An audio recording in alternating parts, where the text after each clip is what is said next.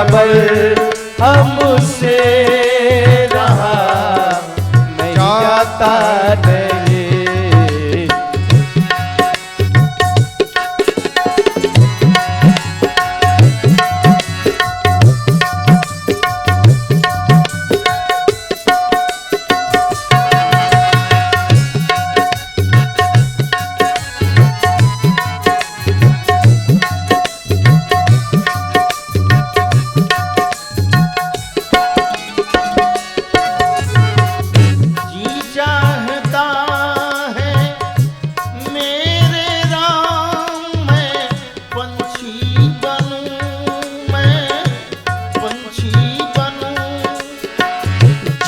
चाहता है मेरे राम मैं पंछी बनूं, मैं पंछी बनूं।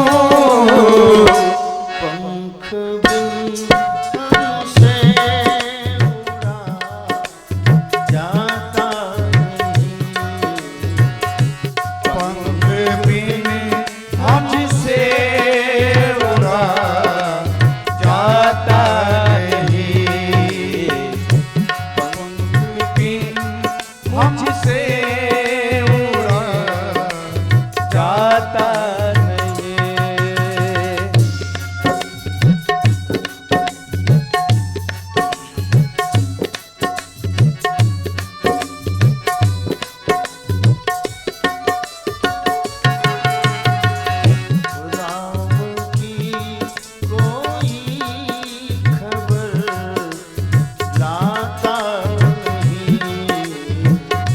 राम की कोई खबर लाता नहीं।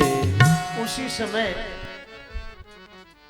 राम बिरह सागर महा भरत मगन मन हो,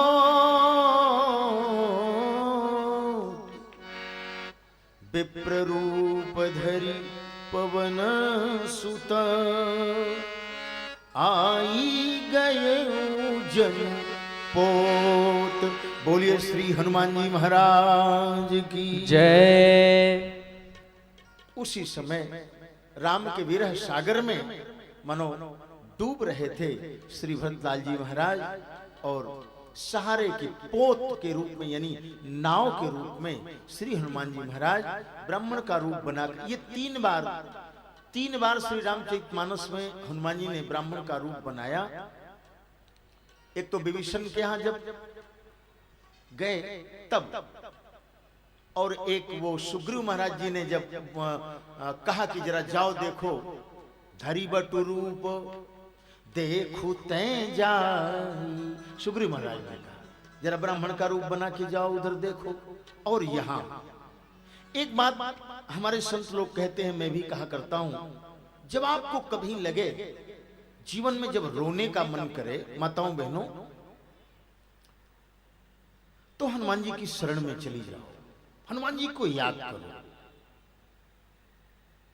जब जीवन के किसी कांड में ऐसा लगे कि कुछ खोया खोया सा लग रहा है, तो हनुमान जी को याद करो। खोएपन को दूर करने वाले हमको तो लगता है कि खोयापन।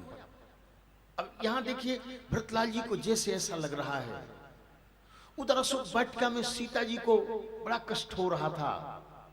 जब कभी आप, और चारों युग में प्रताप है जिनका,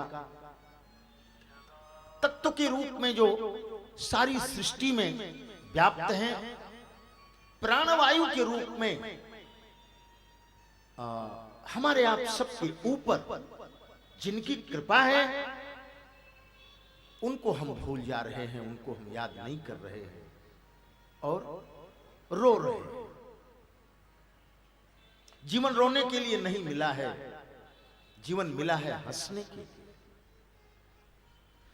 बल्कि और कहूं तो जीवन मिला है गाने के लिए। लेकिन रोते क्यों? इसलिए कि कहीं न कहीं से हम जरूर हमारा जो है वो हमें कमी है, विचार, आहार, व्यवहार, हाँ? बड़ा महात्मा है। सबसे बड़ी बात तो मैं जोर देकर के कहता हूं, आहार को शुद्ध करो। आहार जब शुद्ध होगा तो विचार शुद्ध होगा, और जब विचार शुद्ध होगा तो परिवार शुद्ध होगा, परिवार शुद्ध होगा तो संसार शुद्ध हो जाएगा एक दिन। हाँ? जो कर रहे हैं उनको करने दीजिए, उनकी चिंता मत करो। लेकिन सर लोग कहते हैं महाराज आप लोगों की कथाओं से क्या संसार सुधरेगा, सब लोग सुधर जाएंगे महाराज? कहना पड़ता है हम संसार की चिंता हमारी नहीं, हम नहीं करते, हमारे बस की बात नहीं, हमारे बस की बात नहीं है कि हम सबको सुधार दें या ये जिम्मेदारी तो ठाकुर जी की है, ये जिम्मेदारी सर्वेश्वर की है। वो सर्वेश्वर सर्व का सुधार करता है, लेकिन यह पीठ सर्व के सुधार की बात नहीं बल्कि स्व के सुधार की बात कहती है। स्व, कोई व्यक्ति अगर सुधरना चाहे, अकेले अकेले कोई बात ऐसी आत्मसात कर ले भीतर अपने, और तो सुधर जाए, खोयापन दूर हो जाए। कहने का तात्पर्य है रोना हंसने में बदल जाए, भीतर से जो टूट रहे हैं, खंड खंड हो रहे हैं, वो बंद हो जाए। हनुमान जी की सर, हनुमान जाकर की जरा माथा पटकना चाहिए दरवाजे पे, इतना कह दें जय जय जय हनुमान गोसाई, जय जय जय हनुमान गोसाई, जय जय जय हनुमान गोसाई। जय हो जय हो जय हो। अगर हनुमान जी कहें यहाँ आकर के जयकारा क्यों लगा रहे हो, क्या बात है, तो कहिए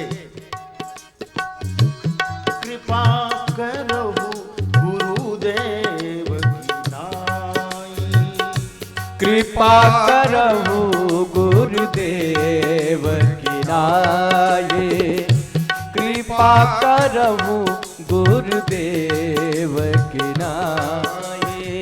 अगर हनुमान जी कहें कि मैंने किसी को मंत्र नहीं दिया आज तक, तुम गलत जगह पर आ गए, गुरु बनाना चाहते हो, हम कहाँ मंत्र दिए किसी को चेला बनाए क्या? कभी कहीं है क्या लिखा कि हमने चेला बनाया?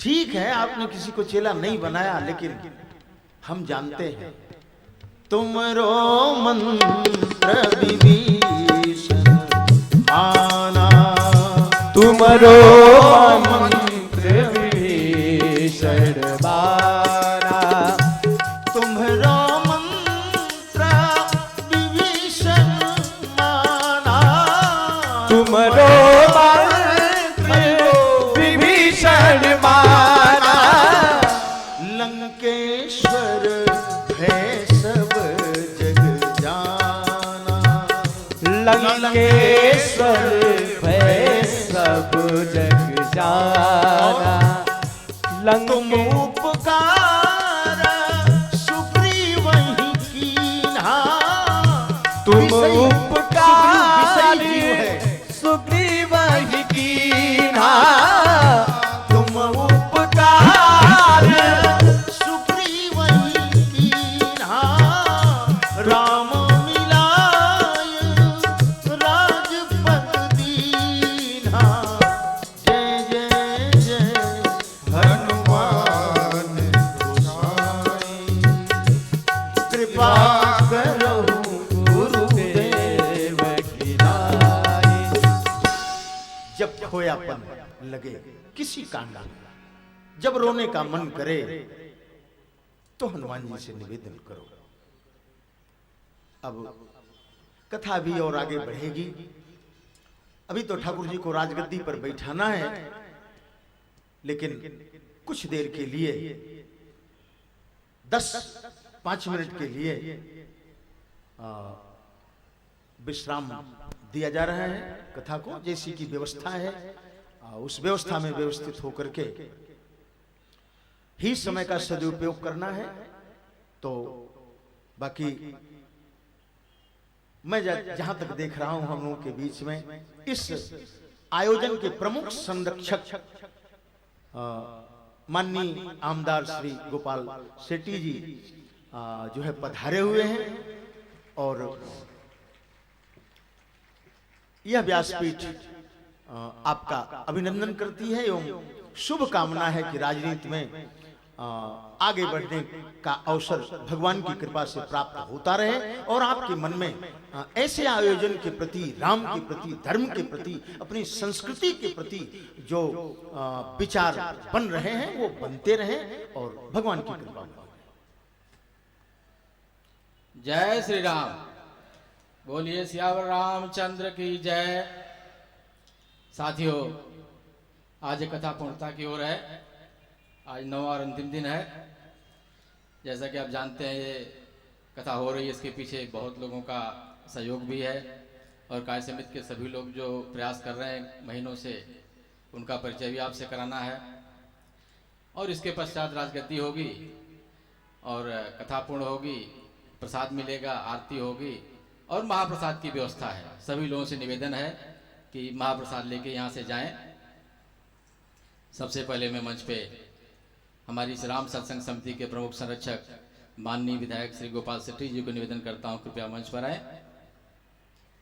उनके साथ में श्री राम यादव जी, हमारी कार्य समिति के सभी सदस्य कृपया मंच पर आए। श्री ब्रह्मदेव तिवारी अध्यक्ष जी, श्री जनार्दन दुबे मुन्ना सचिव, श्री हरिशंकर तिवारी सह सचिव, श्री सुरेश चौधरी जी, श्री विद्याकांत झा जी, डॉक्टर राजश्याम तिवारी जी, श्री रामबृज यादव जी, श्री करुणा शंकर भाई ओझा, श्री माया शंकर चौबे, श्री जितेंद्र चौबे जी, श्री हसमुख भाई दानी, श्री रामेश्वर डागा जी, श्री अशोक पांडे जी, श्री मोती भाई देसाई, श्री शांतिलाल जैन, सभी लोगों से निवेदन है कृपया मंच पर आए।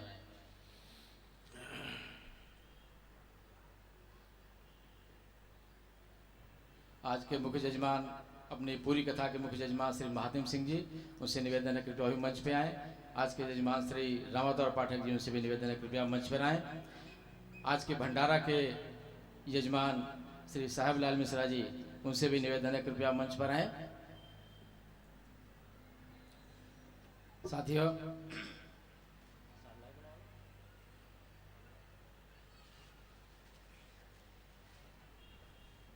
आप देख रहे हैं 9 दिन से सबसे पहले महाराज श्री जो आपको कथा सुना रहे हैं, प्रतिदिन 4 घंटे बैठकर कथक परिश्रम कर रहे हैं।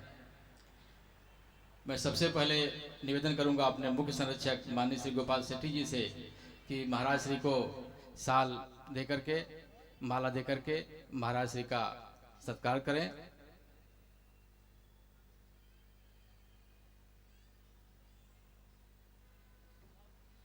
माननीय विधायक जी के द्वारा, जो हमारी इस राम सत्संग समिति के मुख्य संरक्षक भी हैं, महाराज श्री का सत्कार हो रहा है।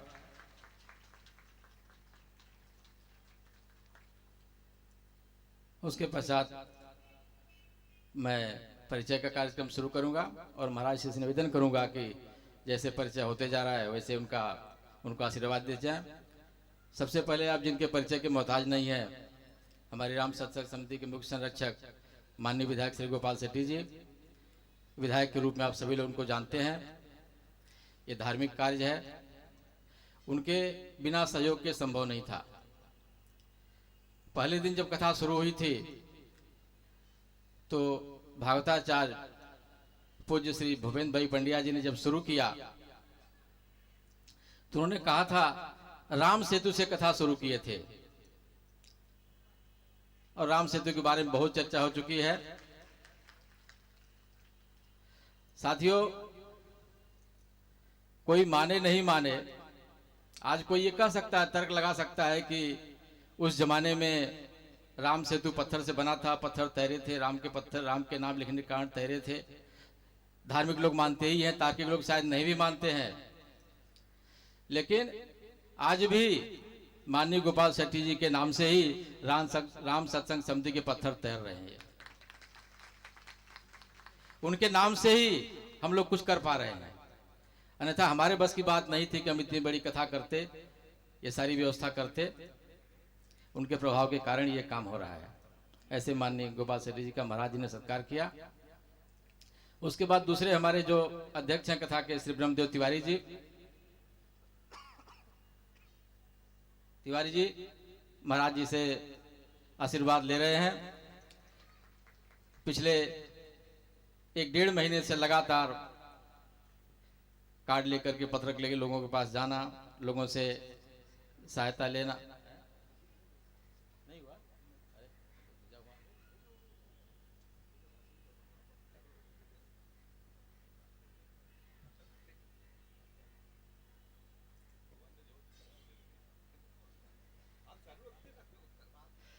नहीं,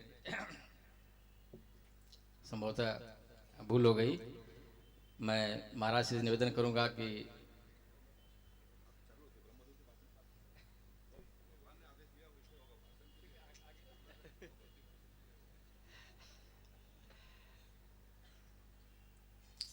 दूसरे हमारे जनार्दन दुबे मुन्ना जी सचिव है, उनका ऑटो डीलिंग का व्यवसाय है।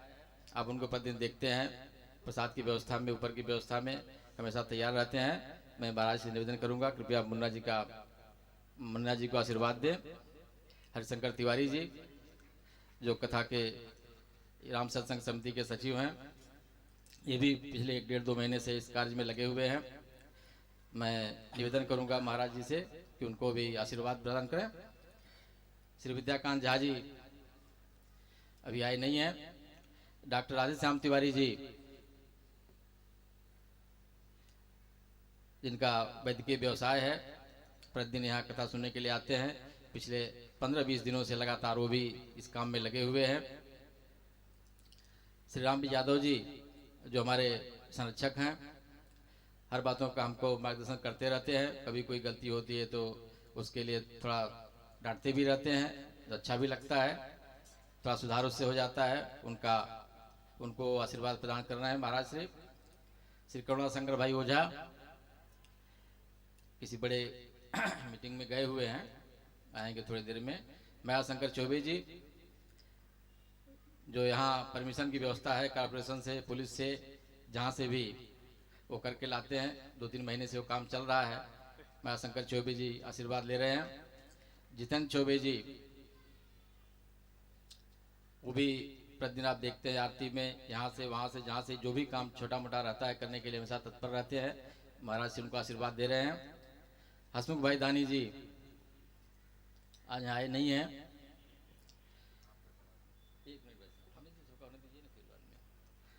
मोती भाई देसाई,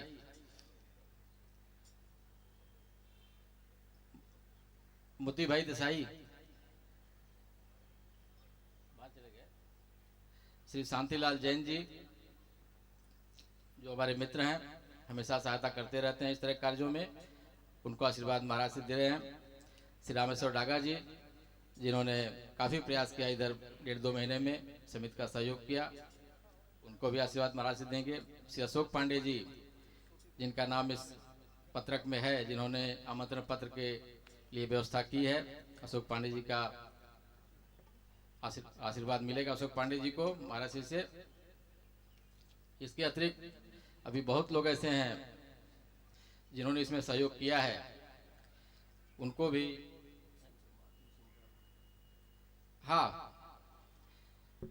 आज के अपने कथा के जो मुख्य जजमान हैं श्री महातिम सिंह जी, उनसे निवेदन है कृपया स्टेज की तरफ, मंच की तरफ हमें महाराज से आशीर्वाद लें। महातिम सिंह जी जो अपने मुख्य जजमान हैं।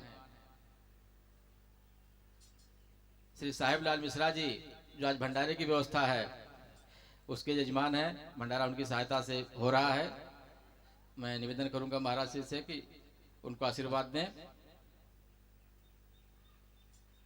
श्री रामोत्तर पाठक जी जो आज के यजमान हैं, उनसे निवेदन करूंगा कृपया मंच के पास आए, महाराज से आशीर्वाद लें। इसके अलावा बहुत ऐसे लोग हैं जो यहाँ काम में लगे हुए हैं, महाराज जी के साथ में जो साज बजाते हैं, कथा में आनंद लाते हैं। वैसे सभी लोगों से निवेदन है कृपया महाराज जी के पास आवे और आशीर्वाद लें। अलग अलग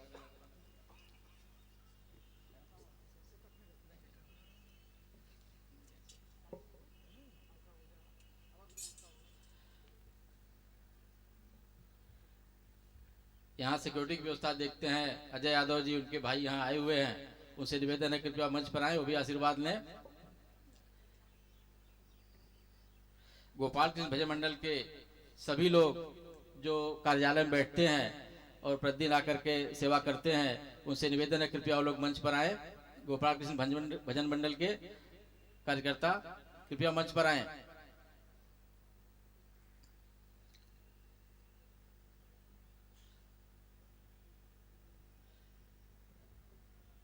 प्रतिदिन जो पूजा पाठ यहाँ करवाते हैं पंडित जी 2 लोग हैं।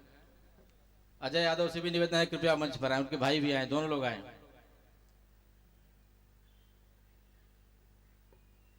जो पूजा करने वाले पंडित जी लोग हैं, दोनों लोगों से निवेदन है कृपया आशीर्वाद लें महाराज जी से।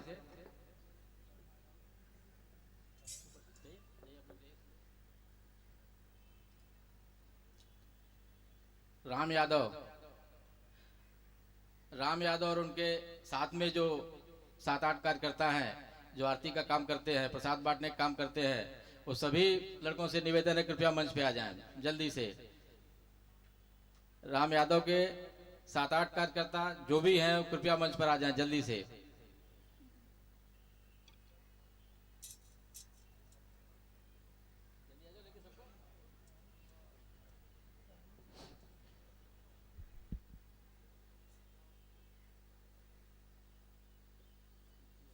जो लोग बैठे हुए हैं अमित तिवारी के साथ में, वहां प्रसाद बनाने के लोग आ जाए कृपया मंच पे, आशीर्वाद लेके बाद में जाकर के प्रसाद बनावे, जल्दी से आ जाए ऊपर।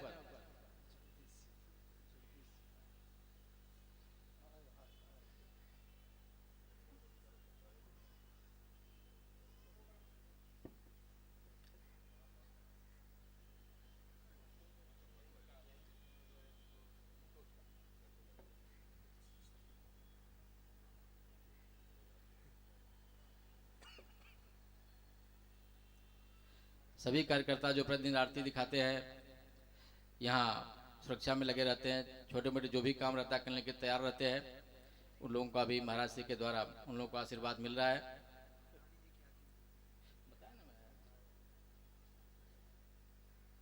मंडप में कार्यालय में जो गोपाल कृष्ण भजन मंडल के लोग बैठते हैं, वो लोग कृपया आके आशीर्वाद ले, जल्दी आइए।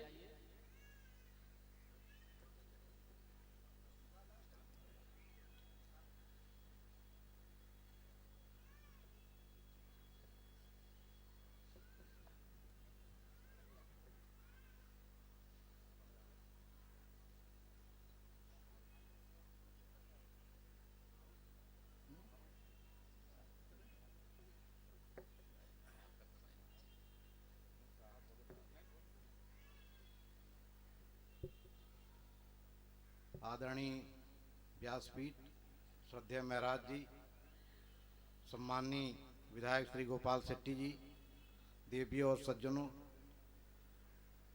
अभी जो सत्कार करवा रहे थे महाराज जी ने एक चौपाई बोला था रामचरितमानस में, रहा एक दिन अवधि अधारा, समझत मन दुख भय अपारा। जब श्रीकांत पांडे जी सबका सत्कार कर रहे थे तो अयोध्या में जो गति भरत की थी वही गति मेरी हो रही थी कि सबका सत्कार हो रहा है, पांडे जी का सत्कार नहीं हो पा रहा है। तो मैं यही बार बार कह रहा था कि हटिए, मैं आपका, मुझे सत्कार करना है, क्योंकि ब्रह्मदेव तिवारी जी जो अध्यक्ष हैं, अध्यक्ष के साथ अगर उपाध्यक्ष मजबूती के साथ, पूरी तन्मयता के साथ, पूरी प्रतिबद्धता के साथ खड़ा रहता है, मंत्री खड़ा रहता है, सह मंत्री खड़ा रहता है, समिति के सदस्य खड़े रहते हैं, तो आयोजन को 4 चांद लग जाता है। सम्मानित श्री श्रीकांत पांडे जी समिति के हमारे उपाध्यक्ष हैं, और रात दिन जो 2 महीने से जो ये कथा का कार्यक्रम चल रहा था, इतने तन्मयता से कर रहे थे कि इनका जो पत्थर का व्यवसाय है वो भी कहीं न कहीं प्रभावित हो रहा था।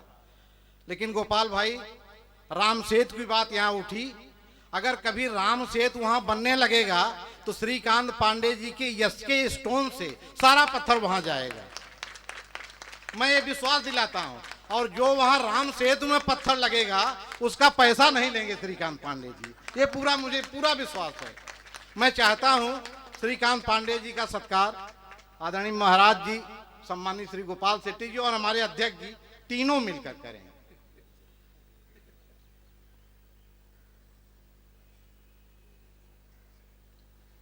श्रीकांत पांडे जी का सत्कार हो रहा है, जो सबका सत्कार कराया। मुझे गर्व हो रहा है कि मैं उनका सत्कार करा रहा हूं और ये पूरे समिति का सत्कार है। आदरणीय श्री गोपाल शेट्टी जी द्वारा जो पत्थर छुआ गया है वो तो तैर रहा है। महाराज जी ने जो सूत्र दिया वो तो अपने आप में बेजोड़ है, लेकिन श्रीकांत पांडे जी का जो पत्थर है वो राम सेतु में लगेगा, ये तय है। बहुत बहुत धन्यवाद।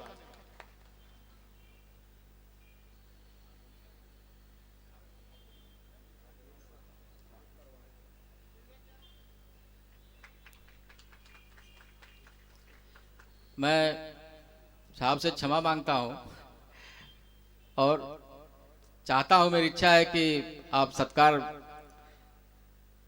पहले महाराज से आशीर्वाद ले लीजिए, उसके बाद 2 शब्द बोलिए। निवेदन करता हूं माननीय गोपाल शेट्टी जी से कृपया 2 शब्द कहें, संबोधित करें हम लोगों को।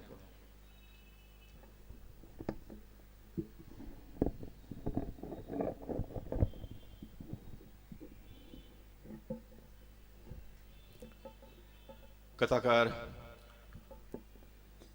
पूज्य सुधीर जी महाराज, इस कथा के आयोजन समिति के अध्यक्ष ब्रह्मदेव तिवारी जी, श्रीकांत पांडे जी, हम सबको समय समय पर मार्गदर्शन करने वाले रामब्रिज यादव जी, मंच पर उपस्थित आयोजन समिति के सभी पदाधिकारी, इस रामकथा को सफल बनाने के लिए तन मन धन से सहयोग देने वाले सभी राम भक्त भाई और बहनों, मैं आप सभी की ओर से और बोरीवली भारतीय जनता पार्टी की ओर से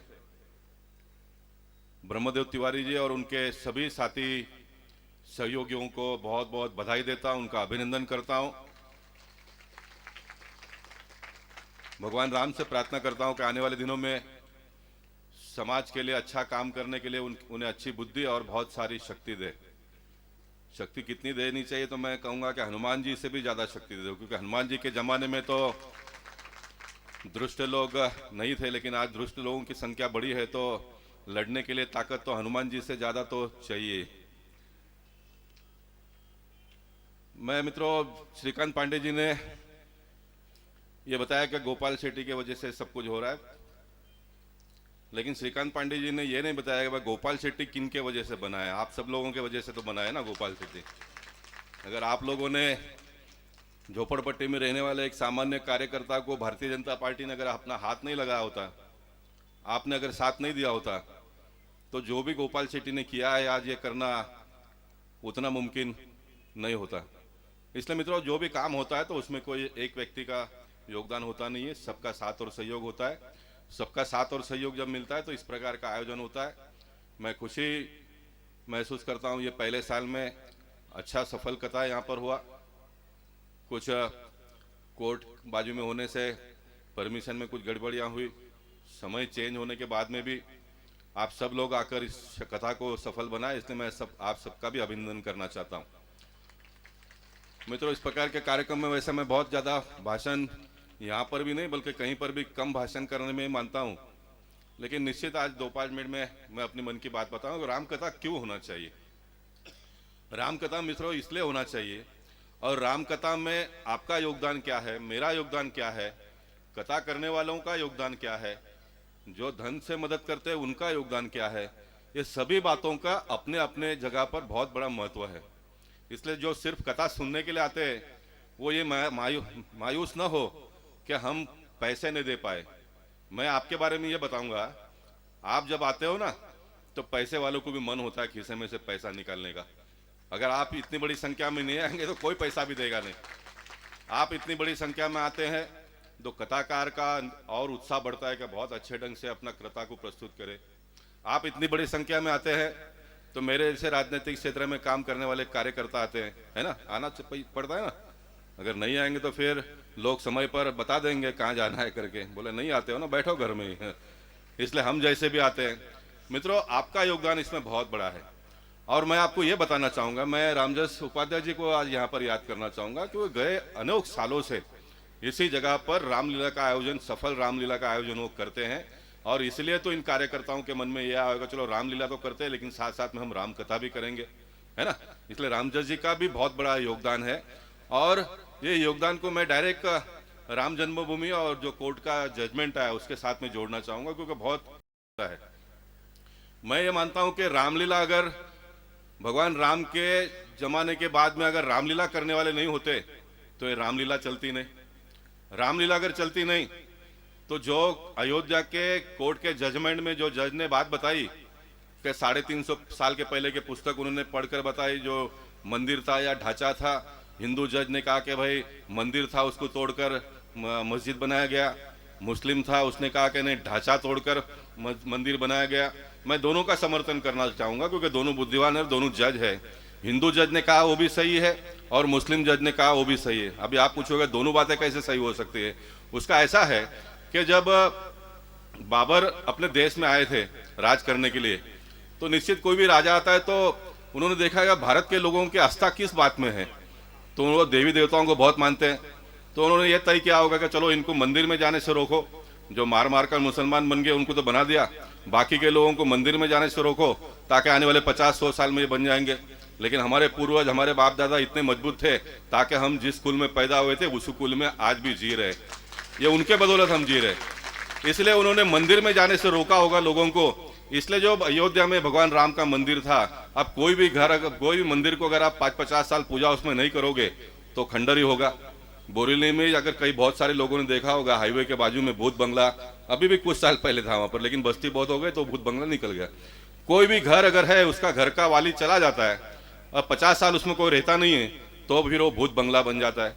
इसलिए अयोध्या में भी जो मुस्लिम जज ने कहा था कि भाई ढांचा तोड़कर मंदिर बनाया गया, वो इसलिए कि 50-100 साल अगर कोई मंदिर में पूजा नहीं होता है तो फिर वो ढांचा हो जाता है, इसलिए वो ढांचा तोड़कर मंदिर बनाया गया। मैं ये बात आपको इसलिए बताता हूँ कि रामलीला के माध्यम से हमारी राम की संस्कृति, राम कथा जीवित रही, आज तक आने वाले दिनों में रहेगी। हम 20वीं शताब्दी में जो लोग जन्मे वो भाग्यवान है, क्योंकि हमने 20वीं शताब्दी में राम जन्मभूमि का आंदोलन देखा और हमारे जीवन काल में 21वीं शताब्दी में उस राम जन्मभूमि का जजमेंट आ गया कि भगवान राम यहाँ ही जन्मे थे, यहाँ ही जन्मे थे। मैं आपको एक सवाल ये पूछूंगा, अगर जजमेंट इस प्रकार का नहीं आता तो ये ब्रह्मदेव तिवारी क्या गोपाल शेट्टी का भी हिम्मत नहीं होता था यहाँ पर राम कथा करने का, बिल्कुल नहीं होता था। उसका कारण ये है कि टीवी वाले और डंडूका लेकर आएंगे डायरेक्ट और महाराज जी को पूछेंगे, महाराज आप बताइए भगवान राम का जन्म कहाँ हुआ था। अगर महाराज बता नहीं पाएंगे तो वो दूसरा सवाल इसको पूछेगा कि अगर भगवान राम का जन्म कहाँ हुआ था ये आपको मालूम ही नहीं है, आपके पास कोई सबूत नहीं है, तो फिर आप राम कथा क्यों करते हो? तो फिर महाराज उन्हें भी ये राम कथा करना, ये रामलीला करना, ये सब बंद हो जाता है। इसलिए मैं आपको बताता हूँ कि 20वीं शताब्दी में राम जन्मभूमि का आंदोलन हमने प्रारंभ किया, 21वीं शताब्दी में उसका जजमेंट आ गया। हम सभी भाग्यवान है कि हम मरते दम तक हमारे मन में ऐसा कोई रंज नहीं होगा कि हम जिस कुल में पैदा हुए मरते समय तक हमको ये मालूम पता नहीं चला कि राम जन्म में भगवान राम कहाँ जन्मे थे। और मैं आपको ये बताता हूँ कि हमारे जीवन काल में ही अयोध्या में भव्य राम मंदिर बनेगा और उसमें दर्शन लेने का हम सबको भाग्य मिलेगा, तो बहुत बड़ी बात हो जाती है मित्रों, ये बहुत बड़ी बात हो जाएगी। इसलिए इस प्रकार के आयोजन में हम सब लोगों ने अपना अपना योगदान देना चाहिए, जिस किसी भी प्रकार से आप योगदान दोगे। इस प्रकार से डॉक्टर साहब ने बहुत अच्छी बात बताई कि राम सेतु बनेगा तो श्रीकांत पांडे जी उसमें टाइल्स भेजेंगे, बराबर है ना, मार्बल भेजेंगे, टाइल्स भेजेंगे, जो भी लगेगा वो भेजेंगे वहां पर। लेकिन संजय भाई अभी आएंगे कार्यक्रम में तो उनको कहो कि गवर्नमेंट को कहे कि टैक्स ना लगाए, है ना। मार्बल तो दे देंगे श्रीकांत पांडे जी, लेकिन टैक्स लगेगा तो बड़ा प्रॉब्लम हो जाएगा, बड़ा प्रॉब्लम हो जाएगा। मैं कोई मजाक में बात नहीं करता हूं, लेकिन आने वाले दिनों में एक बात को हमको और एक आंदोलन ब्रह्मदेव जी सभी यहाँ पर ब्राह्म भक्तों को कहूंगा कि हमको चलाना पड़ेगा। मैं खुले मन से आह्वान करना चाहता हूँ, कांग्रेस विचारधारा के लोगों ने राम जन्मभूमि के बारे में अब तक अगर कोई भी निर्णय नहीं लिया होगा तो हमें उसके बारे में कोई रंज नहीं, लेकिन एक बार कोर्ट का जजमेंट आने के बाद में अगर अभी भी वो नहीं कहेंगे कि भगवान राम का जन्म अयोध्या में हुआ था, तो मैं इस मंच पर से ये बहुत हिम्मत के साथ में कहना चाहता हूँ कांग्रेसियों को या अन्य जो भी पार्टी वो भगवान राम को नहीं मानते उनको ऐसे कार्यक्रमों में जाने का आने का कोई अधिकार नहीं, और आते हैं तो उनको रोकने का प्रयास भी हम सब लोगों ने करना चाहिए, रोकने का। मैं तो खुला ऑफर दे रहा हूँ ना, अभी भी चालू गाड़ी में बैठ जाओ, अभी तो कम से कम कहो कि भाई नहीं, भगवान राम यहाँ पर जन्मे थे और भव्य मंदिर यहाँ पर होना चाहिए, है ना। अभी तो कहो, अभी भी जो सामने वाला पक्ष है वो सुप्रीम कोर्ट में जा रहे। अगर सभी काम सुप्रीम कोर्ट करेगा तो फिर हमने और आपने क्या करना चाहिए। हमको कोई मुसलमानों से कोई गिला शिकवा तो है ही नहीं। अटल जी ने बहुत अच्छा प्रस्ताव दिया था कि भाई मंदिर भी बनाओ, 3 किलोमीटर के दूर मस्जिद बनाओ, हिंदू लोग उसमें मदद करेंगे, आप इसमें मदद करो। अब इससे अच्छा भाईचारा का सबूत क्या हो सकता है ना। इससे अच्छा तो कुछ हो ही नहीं सकता है। इसलिए अभी भी मैं उनसे निवेदन करना चाहूंगा कि अभी भी जुड़ जाइए और एक भव्य रामलला का मंदिर अयोध्या में हो, इस प्रकार का प्रयत्न हम सबको मिलना कर चाहिए। इसलिए मैं अधिक कुछ ना कहते हुए, बोरीवली ये पुण्य भूमि है, बोरीवली ये पावन भूमि है। बोरीवली में बहुत सारे संतों का आगमन यहाँ पर होता है। यहाँ पर राम कथा प्रारंभ है। कमला विहार के सामने जो सप्ताह मैदान है वहाँ पर एक बहुत बड़ा कथा है। कुछ दिन के पहले श्री श्री रविशंकर जी यहाँ पर आकर गए। बोरीवली पश्चिम में आप देखेंगे तो हर दिन कोई न कोई इस प्रकार का सांस्कृतिक कार्यक्रम का आयोजन होता रहता है। ये पुण्य भूमि है, ये पावन भूमि है। आइए इस भूमि को और पावन करने के लिए हम सब लोग अपना अपना योगदान दें। इसलिए मैं फिर एक बार रामकथा के सभी आयोजन समिति के पदाधिकारी और उन कार्यकर्ताओं को बहुत बहुत धन्यवाद देता हूँ। देश में चाहे जितनी भी वेताएं हैं, आज देश में बहुत सारी वेताएं है ना, बहुत है ना, लेकिन इन सभी वेताओं में से हमको बाहर निकलने का कोई एक रास्ता है तो फिर वो राम कथा ही है। देश के वेता में से बाहर निकलने का एकमात्र मार्ग है राम कथा। इस प्रकार के राम कथा का आयोजन हम समय समय पर करते रहे।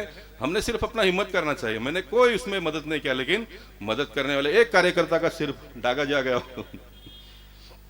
डागा आ गया। जब डागा हमारे योगी नगर के कार्यक्रम, मैंने कोई अपना पद का भी उपयोग नहीं किया, लेकिन कार्यकर्ताओं को कहा कोई मुझे हिम्मत है। अरे ऐसा कौन सा मायका लाल है, राम का नाम लेने के बाद में 2, 5, 10 रुपए, 1000 रुपए, जितना उसका शक्ति होगा उतना देगा नहीं, है ना। कौन ऐसा है भाई। आप मुसलमान के पास भी चले जाओ, अगली बार में नहीं देगा तो उसको बोलो उससे वसूल करने की जवाबदारी मेरी, मैं आमदार हूं ना। लेकिन उसने आपको ना कहना चाहिए। देखते देखते हमारे डागा जी ने 97 लाख रुपए जमा किया। एक छोटा कार्यकर्ता, कोई नगर 1000 रुपए जमा करके, कोई छोटा नहीं बड़ा नहीं। अगर जिसको नहीं देना है तो नगर सेवकों का पूछा मैंने, तो किसी ने 5000 रुपए दिया, तो किसी ने 10,000 रुपए दे दिया, है ना। अब भगवान राम पर इतना श्रद्धा होना चाहिए, है ना।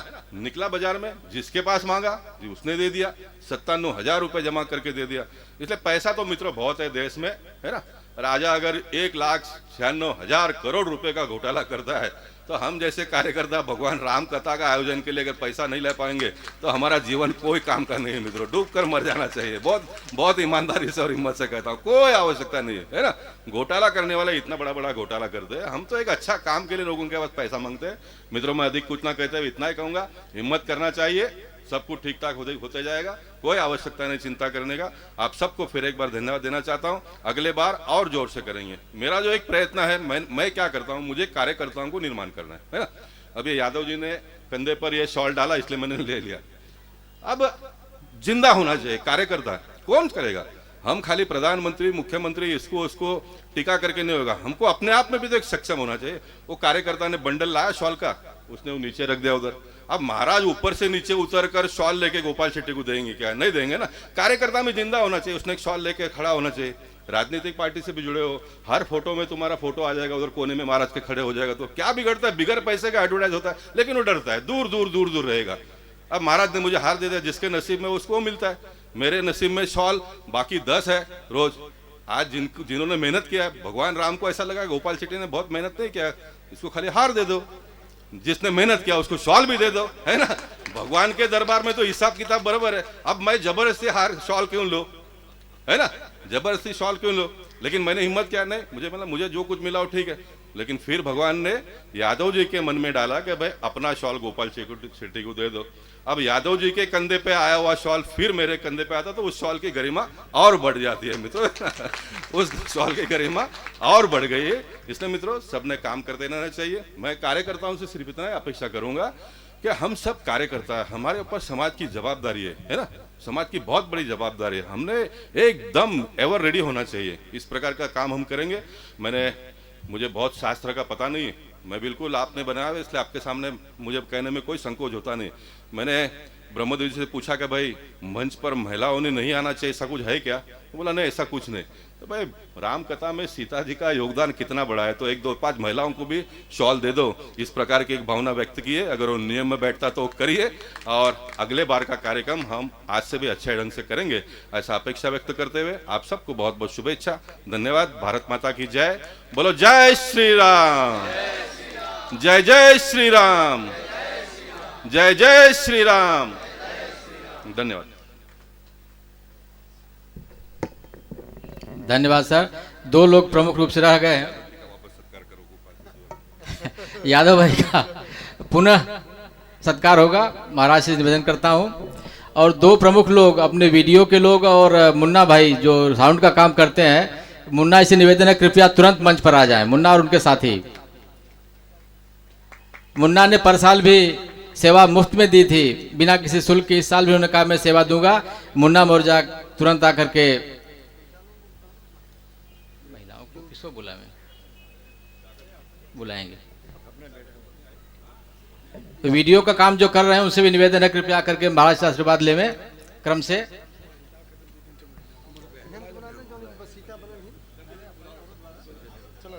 अरे अपने सांसद उत्तर मुंबई के माननीय संजय निरुपम जी आए हुए हैं, उनसे निवेदन है कृपया मंच पर आएं। और हमारे संरक्षक श्री राजीव प्रसाद चौबे जी आए हैं, उनसे भी निवेदन है कृपया मंच पर आएं। आइए।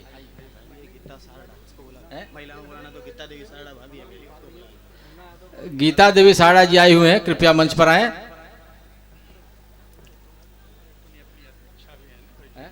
कौन अध्यक्ष है? कमला राज पुरोहित भी मंच पर आ जाएं। शीतल मिश्रा भी आ जाएं।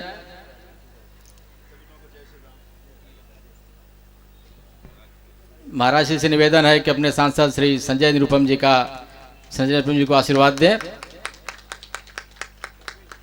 हमारी संस्था के संरक्षक श्री राजीव प्रसाद चौबे जी हैं, जो हमेशा हमारी मदद करते रहते हैं, उनको भी आशीर्वाद दें महाराज श्री।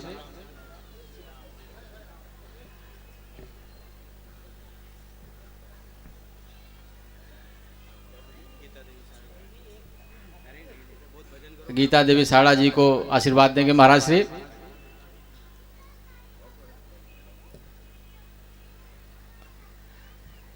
हमारी भाभी डॉक्टर साहब आ जाए मंच पर कृपया।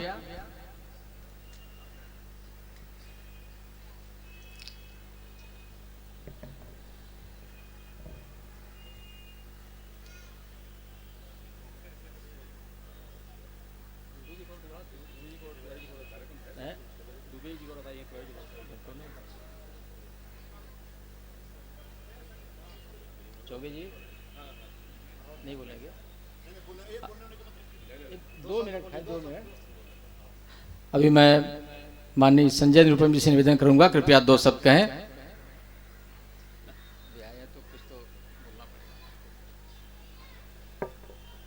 हमारे बोरीवली के आमदार श्री गोपाल शेट्टी साहब, नगर सेवक श्री राजेंद्र प्रसाद चौबे जी, तिवारी जी, और श्री राम सत्संग समिति और श्री गोपाल कृष्ण भजन मंडल के सभी पदाधिकारीगण, सभी इस संगीतमय राम कथा, श्री राम कथा के कथाकार, और इस कथा का आनंद लेने के लिए यहाँ पर उपस्थित सभी भगवान राम के प्रेमी, उनमें आस्था रखने वाले हमारे सभी स्थानीय नागरिक भाइयों बहनों और माताओं, मुझे ये विचार ही बहुत अच्छा लग रहा है कि राम जी की कथा यहाँ पर संगीतमय प्रस्तुत की जा रही है। पूरा रामायण एक जीवन का संगीत है, भारतीय दर्शन का संगीत है, और उस संगीत को पंडित जी भी आ गए। पंडित जी नमस्कार। तो भगवान राम के जीवन, उनकी कथा को, उनके दर्शन को, उनके विचारों को जिस प्रकार से यहाँ पर संगीतमय तरीके से प्रस्तुत किया जा रहा है, वो निश्चित तौर पर बहुत सराहनीय कदम है, बहुत प्रशंसनीय कदम है। तमाम राम भक्तों को मैं प्रणाम करता हूँ, और गुरु जी को विशेष करके मैं प्रणाम करता हूँ, उनसे आशीर्वाद मांगता हूँ। आप सभी लोग राम जी के इस कथा का आनंद लें, और मुझे यहाँ पर बुलाया आयोजकों ने, इसके लिए मैं उनके प्रति आभार व्यक्त करता हूँ और अपनी बात खत्म करता हूँ। नमस्कार, जय हिंद। बहुत बहुत धन्यवाद है संजय जी। मैंने अपने भाषण में जिनका नाम लिया और रामजस जी आए, तो मैं चाहूँगा कि रामजस जी का भी महाराज जी ने शॉल और हार देकर उनका सत्कार करे और भगवान राम से कहे कि रामजस जी को और ताकत दे, रामलीला को और अच्छे ढंग से आगे चलाए। ऐसे रामलीला के माध्यम से ही हम जैसे कार्यकर्ता बोरीवली में काम करने के लिए निर्माण हुए। और मैं ये भी चाहूँगा कि रामजस जी हो, यादव जी, ये सब हमारे कार्यकर्ताओं के लिए पिता तुल्य है। ये अगर हमको कुछ कहे, गलती हमारे से हुई होगी तो उनको पूरा अधिकार है, क्योंकि इतना साल ये जो सांस्कृतिक विरासत है उसको जीवित रखने का काम उन्होंने किया है। इसलिए मैं चाहूँगा कि वो हम सबको आने वाले दिनों में मार्गदर्शन करें और हम सब लोग मिलकर इस प्रकार का कार्यक्रम का आयोजन करते रहे। आप सबको बहुत बहुत धन्यवाद।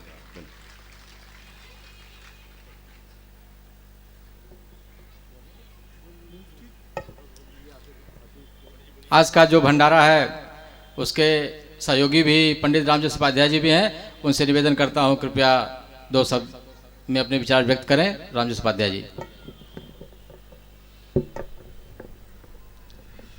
बोलिए भगवान श्री रामचंद्र की।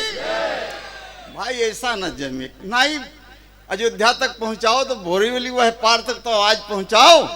बोलो भगवान श्री रामचंद्र की।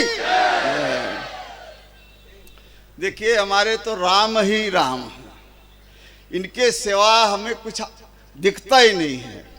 लेकिन जो यहाँ भक्त बैठे हैं उनके चेहरे पर भी मुझे राम दिखते हैं। मैं सच बोलता हूँ, सबके चेहरे पर भी मुझे राम दिखते हैं।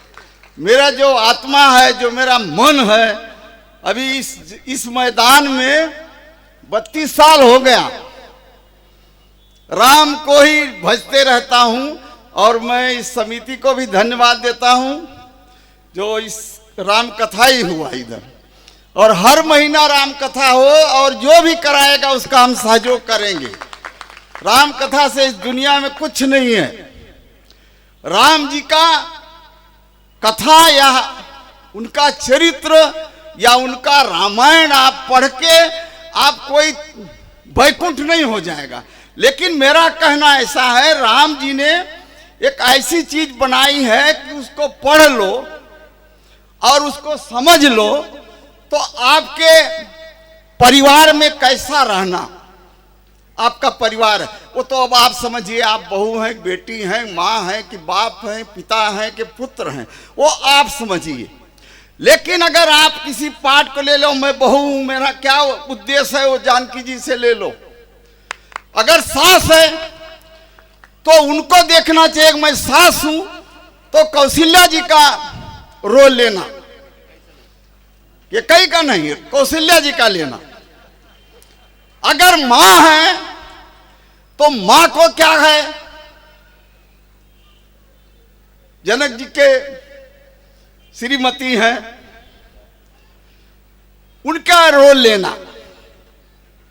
राजा महाराजा सामने, राजा महाराजा के बाद तपस्वी, कोई उनको राज नहीं चाहिए। आज ये बहुत भाई हमारे हैं गांव में 10 बिस्सा छोड़ के आए हैं, यहाँ से जौ बटावे चला जाते हैं गांव।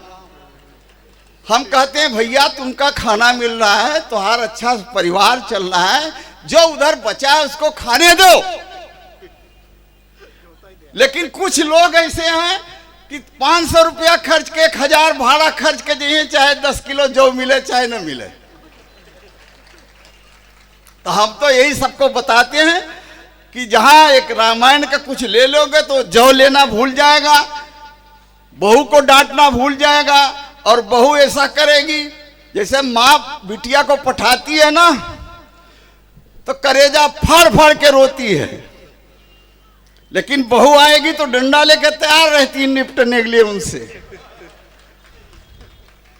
अगर आप रोए हैं और माँ का चेहरा देखे हैं, और वो माँ का चेहरा अगर आप उस बहू में देखें, उस बेटी का, तो आपके घर में आनंद मंगल रहेगा, एकदम शांति रहेगा। मैं दूसरी जगह भटक गया हूं। हमारे मित्र संजय भैया आए हैं, हमारे क्षेत्र के एमपी हैं, हमारे राम और गोपाल दोनों हैं। वो हमारे बोरीवली के विधायक हैं। मंच पर सभी हमारे देखिए 32 साल के साथी राजेंद्र प्रसाद हैं। इसी भक्ति में इनको अच्छी जगह मिली है और सेवा भी करते हैं और अभी भी मेरे साथ डटे रहते हैं। मंच पर उपस्थित सभी को मैं धन्यवाद देता हूं। अपने अपने क्षेत्र में, अपने जगह में उत्तर भारतीयों की शान बना के रहो। चाहे छोटा धंधा करो, चाहे बड़ा करो, चाहे भाजी बेचो, ईमानदारी से अच्छी तरह से अपना प्रतिष्ठा बना के रखो। मेरा यही सबको संदेश है। मैं व्यासपीठ को प्रणाम करता हूं, हनुमान जी महाराज को प्रणाम करता हूं। एक गुरुजी आए हैं, देखिए ये बांटने आए हैं। कहां से आए हैं? अयोध्या से आए हैं। ये बांटने के लिए आए। जैसे यहां सब धन बांट रहे हो, वैसे अपना वो राम का ज्ञान बांट रहे हैं। उसको जो लिया होगा उसका कल्याण होगा। हनुमान जी यहाँ कहीं न कहीं बैठे होंगे किसी रूप में। जहाँ कथा होगी, जहाँ रामलीला होगी, वहाँ भगवान हनुमान जी तो रहते ही हैं। बस मैं पूरा करता हूँ। धन्यवाद सभी को। और यहाँ से कुछ लेके जाएं, परिवार अच्छे रहे, आनंद हो, मंगल हो। जय श्री राम। धन्यवाद उपाध्याय जी। इसके बाद अभी कथा शुरू होगी, कथा पूरी होगी, रामराज होगा, राजगद्दी होगी, उसके बाद आरती होगी। जो प्रमुख लोग कोई बाद में आए हैं उनका सम्मान भी होगा, आभार होगा। उसके बाद प्रसाद बटेगा और महाप्रसाद लेके आपको घर जाना है। थोड़ा समय आज भले ज़्यादा लगे, लेकिन आप लोग बैठे रहिए शांतिपूर्वक। आगे मैं महाराज से निवेदन करता हूँ कि कथा शुरू करें। महाराज जी।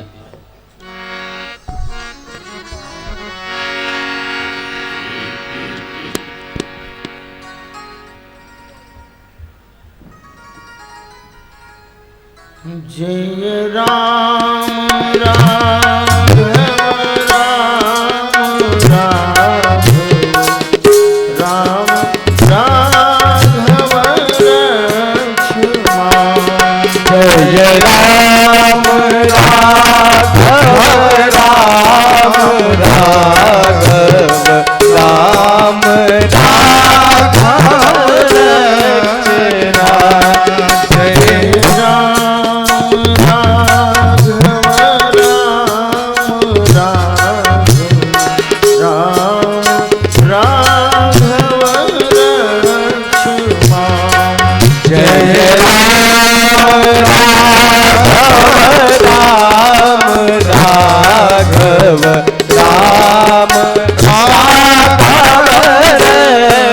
लक्ष्मण।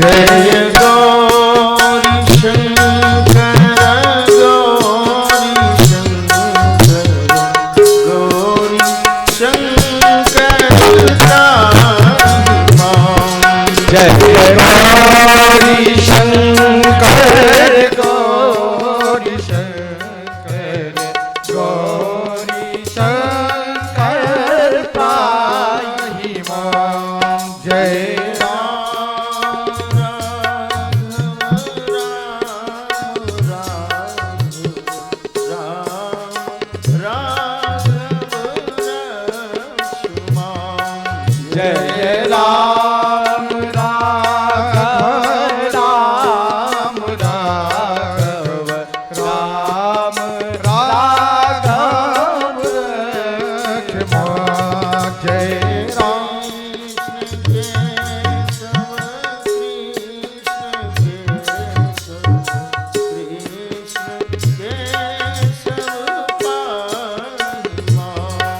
जय कृष्ण केशव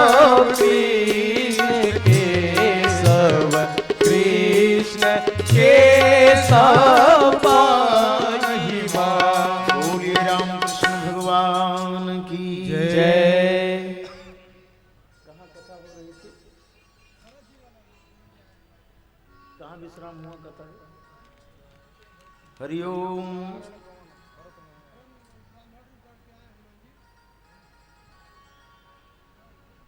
हनुमान जी महाराज जीवन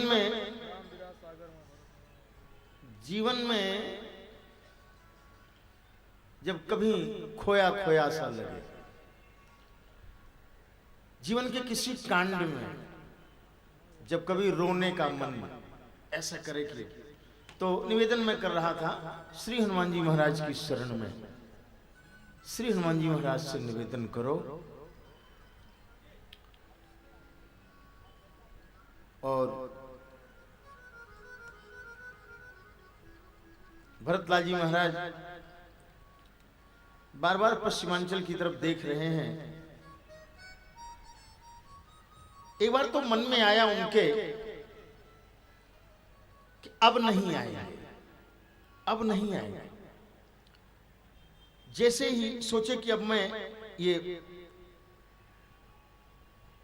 अग्नि जो जल रही है इसमें आत्मदाह कर लूं, तब तक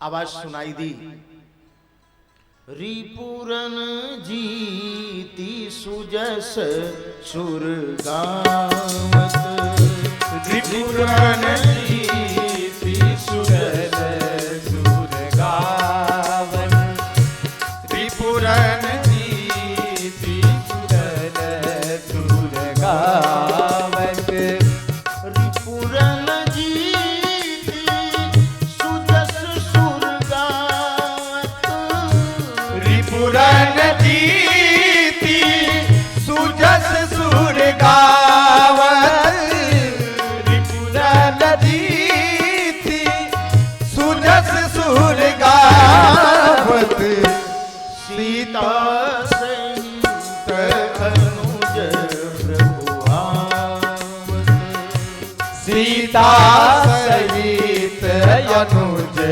प्रभुआवत, सीता सहित अनुज प्रभुआवत। बोलिए रामचंद्र भगवान की जय। जगत जननी मां भगवती की जय। श्री हनुमान जी महाराज की जय। छोटे सरकार श्री लक्ष्मण जी महाराज की जय। राम दरबार की जय। आवाज आई भरतलाल जी के कान में सुनाई, जैसे दिया पीछे मुड़ के देखे, सामने एक ब्राह्मण खड़ा था। भरतलाल जी ने पूछा, को तुम तात कहाँ ते आए, अमोही परम प्रिय बचन सुनाए। ऐसा संदेश आप कौन है? हनुमान जी ने अपना रूप दिखाया। बोले यहां भेष बनाने की जरूरत नहीं है, जहां बात प्रीति की चल रही हो वहां भेष की बात नहीं होती। मारुत सुत मैं कपि हनुमाना, नाम मोर सुनु कृपा निधान। मेरा नाम हनुमान है, आ रहे हैं संदेश दिया। ऐसा संदेश सुनने के बाद श्री भरतलाल जी महाराज हृदय से लगा लेते हैं हनुमान जी को, और उन्होंने कहा कि ऐसा संदेश, ऐसा प्रिय संदेश जो आपने हमको सुनाया है, इसके बदले में मेरा मन कर रहा है कि मैं अपनी ये दोनों आंखों को निकाल करके अभी आपके हाथ पे रख। क्यों? बोले अब इन आंखों को दोबारा वनगमन देखने का अवसर नहीं, इन आंखों को वनगमन, क्योंकि वनगमन तो होगा, ये तो कल्प कल्प में अवतार होगा, हर कल्प में अवतरित होंगे, हर कल्प में वनगमन होगा। लेकिन भरतलाल जी ने कहा कि नहीं नहीं, अब तो ये आंखें न रहे तो बल्कि ठीक, अभी नहीं। फिर एक बार सीताराम जी राज सिंहासन पर विराजित हो जाएं, ये आंखें एक बार सीताराम जी को राज सिंहासन पर देख लें, इसके बाद फिर बड़ी प्रसन्नता। हनुमान जी विदा लेते हैं, बोले हनुमान जी इधर विदा लिए और श्री भरतलाल जी महाराज हरषि भरत कौशलपुर आए, असमाचार सब गुरु ही सुनाए, पुनि मंदिर मोहबाती जनाई, आवत कुशल नगर रघुराई। दरवाजा खुला। आज कौशल्या मैया कनक भवन के दरवाजे के पीछे बैठी है। रोज बाहर बैठती थी। कनक भवन जो है उसके दरवाजे के बाहर नित्य कौशल्या मैया बैठती थी और उधर ही देखा करती थी जिधर इनके राघव गए हैं। कोई उधर जा रहा होता, बुला करके उससे कहती कि अगर मेरे राघव मिलें तो जरा उनसे कहना अयोध्या का भी ध्यान रखें। लेकिन आज इधर बैठी है कनक भवन के दरवाजे के ठीक पीछे, मानो यह सोच करके अभी दरवाजा खुलेगा और हमारे राघव आकर के हमारी गोद में बैठ जाएंगे। ऐसा भाव मैया का बैठी सगुन मनावत माता। दरवाजा खुला। श्री भरतलाल जी महाराज कौशल्या मैया की गोद में जाकर के बैठ गए। आंखों से झरझर आंसू गिरने लगे। बोले मैया, मुझ जैसे पापी को, मुझ जैसे कुटिल को, मुझ जैसे कपटी को क्षमा करके कृपा करके प्रभु आ रहे। हाँ? सबको सोचना। तब तक विमान उड़ता हुआ दिखाई दिया। लोग दौड़ पड़े। वृद्ध पूछ रहे हैं कहां जा रहे हो, नहीं बताया। बालक पूछ रहे हैं कहां दौड़ रहे हो, कोई किसी से कुछ नहीं कह रहा है। और दौड़ते हुए लोग, इतनी आतुरता है। एक कथा आती है, आवत देखी विमान जबई, सुख मानी सबे जुटले नर नारी। विमान को जब देखा प्रसन्नता में सब लोग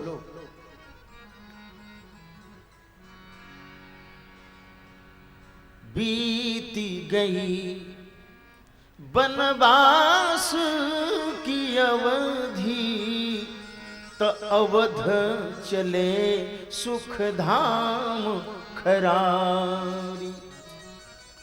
पुष्पक से झट से उतरे, चहुं ओर लखें आखिया भरी बारी। चारों तरफ देख रहे हैं। राम कभोर निकाम लगे, लौकैना कतों कैकई महतारी। अभी हमने सुना है मंच पर, बोले कैकई नहीं बनना, हाँ? कौशल्या बनना, सुमित्रा बनना। लेकिन राम कह रहे हैं, किसको खोज रहे हैं? राम कभोर निकाम लगे, लौकैना कतों कैकई महतारी। कैकई नहीं दिख रही है। अब भगवान ने विचार किया,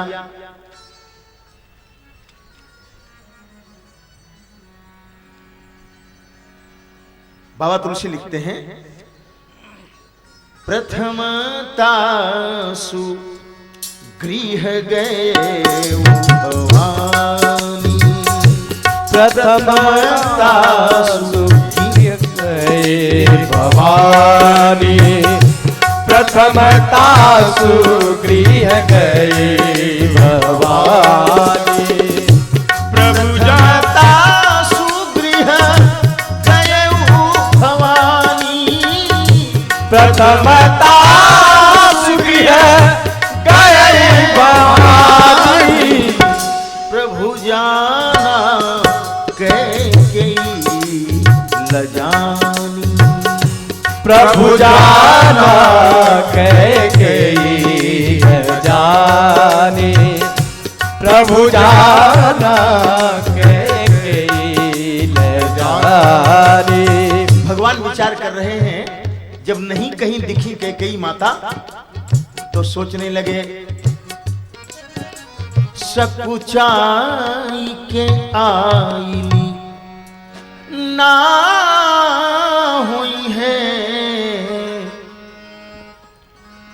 सुन ले हुई है बन से सुत आईले।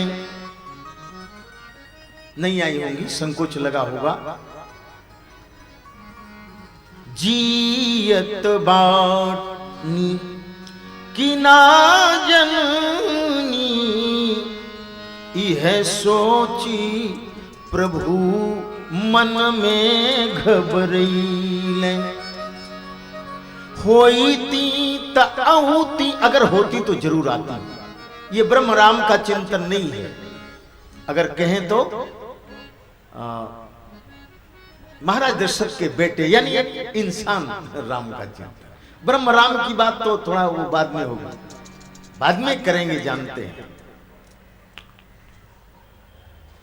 होती त औती जरूर यहाँ, रघुनंदन के मनवा घबड़ैले। जल्दी चली अब ही घरवा, जितनी जनता उतनी होई गईले। बोले अमित रूप प्रगटे तेरी काला, अमित रूप प्रगटे तेहि काला। जितने लोग उतने राम प्रगटे तेहि काला। अमित रूप प्रगटे तेहि काला, अमित रूप प्रगटे तेहि काला।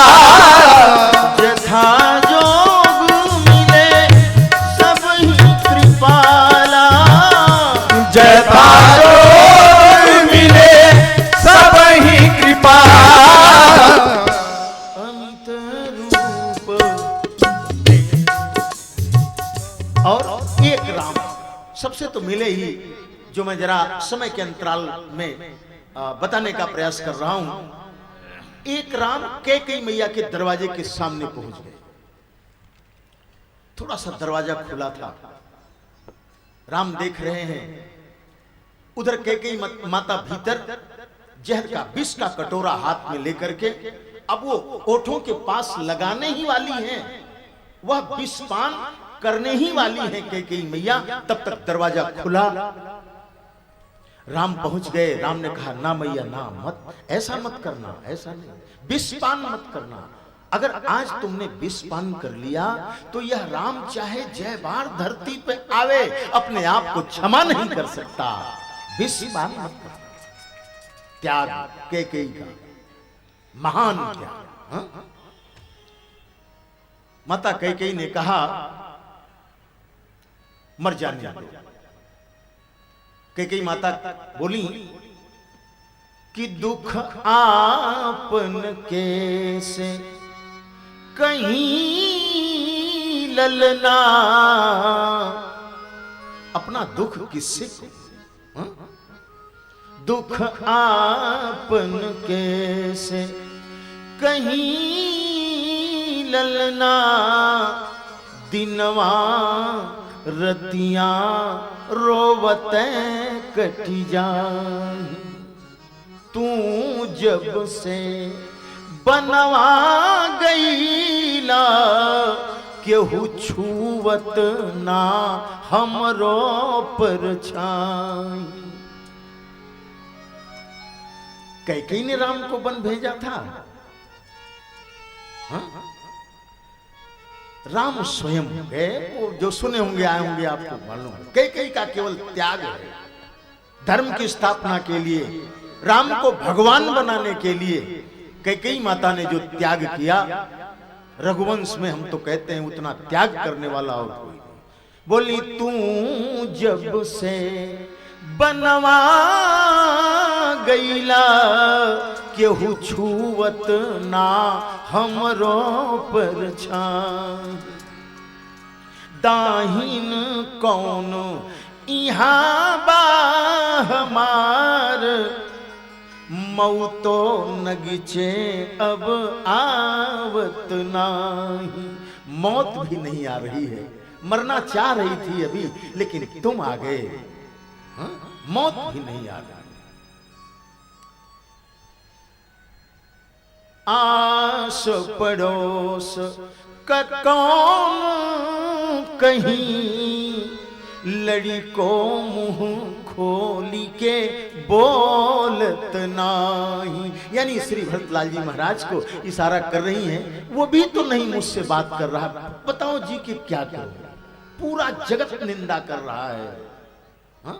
सब लोग मेरा दोष लगा रहे हैं, मेरा बेटा भी मुझसे बात करने के लिए तैयार नहीं है, भला जी कि क्या करूं। राम ने कहा मैया तुम्हारा तो एहसान है, तुमने तो बहुत बड़ी कृपा की। मैया अगर तुम नहीं होती, तुम तैयार नहीं होती, तो जगत वालों को कैसे पता चलता कि भाई और भाई में प्रेम कैसा होना चाहिए, पिता और पुत्र का प्रेम कैसा, पति और पत्नी का प्रेम कैसा, यहां तक कि दुश्मन के साथ कैसा व्यवहार करना चाहिए। अभी फिर पीछे चलें जो देखे होंगे, दुश्मन के साथ कैसा, मानो याद आ रही भगवान को।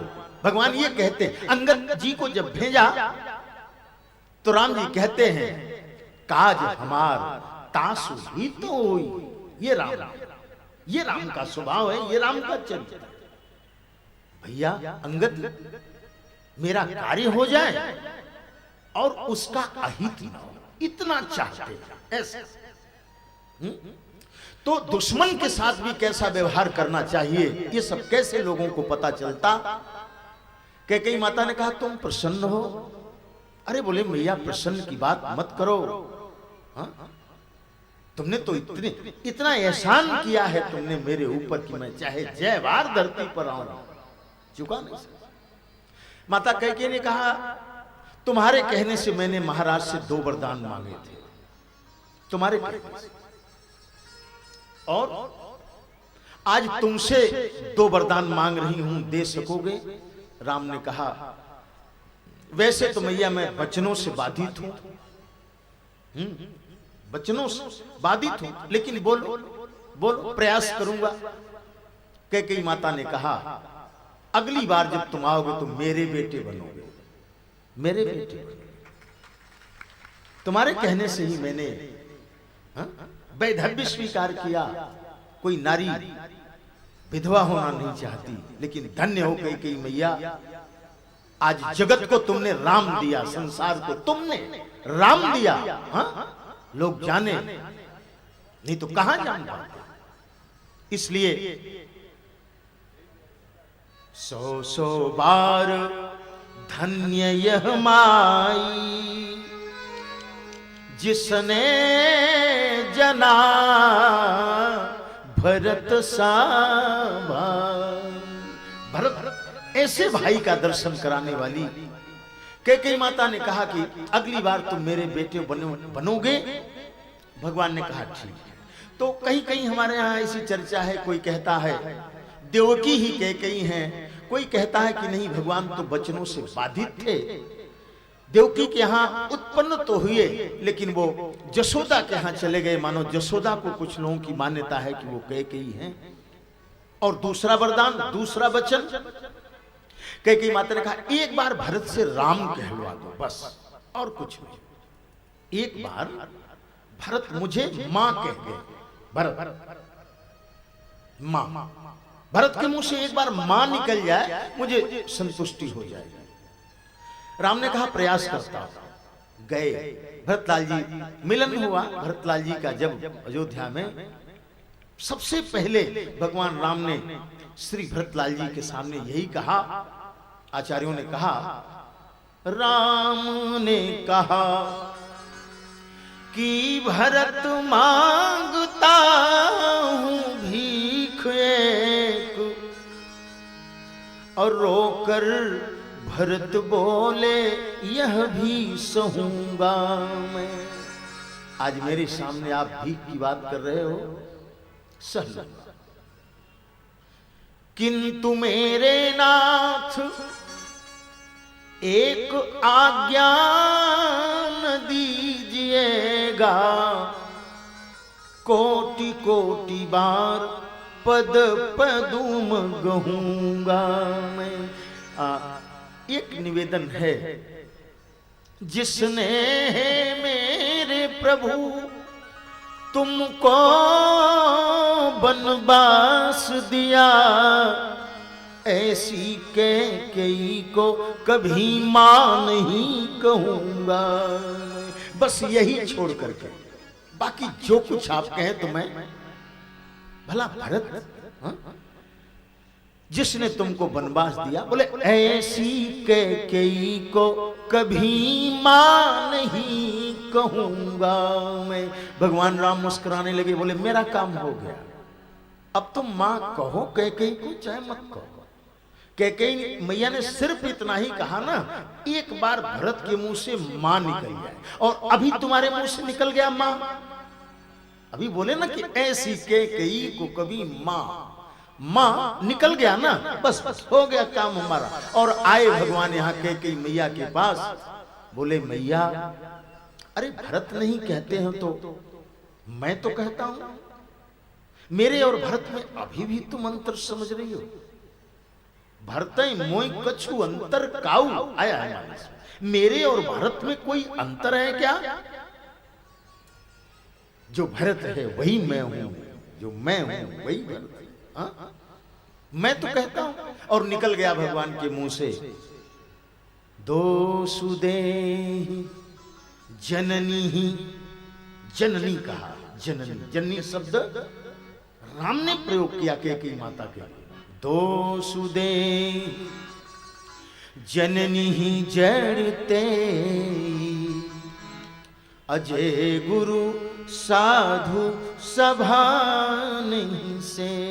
मां, अब इसकी व्याख्या विशद है, सब लोग प्रसन्न हैं। राम आ गए अयोध्या में, आनंद में हैं एकदम, सब लोग प्रसन्न हैं, सबसे मिले। रामचंद्र जब मंदिर गए, अपुर नर नारी सुखी सब भय। सब लोग एक तरफ से आवाज आने लगी, अब तो राजा बना दिया जाए, अब इनको राजगद्दी पर बैठा दिया।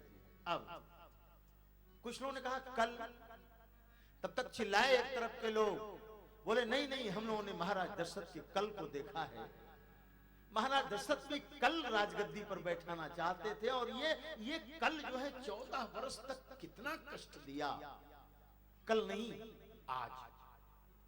अब मुनिवर विलंब नहीं कीजे, महाराज को तिलक करीजे। अब विलंब नहीं, अब देर नहीं करना।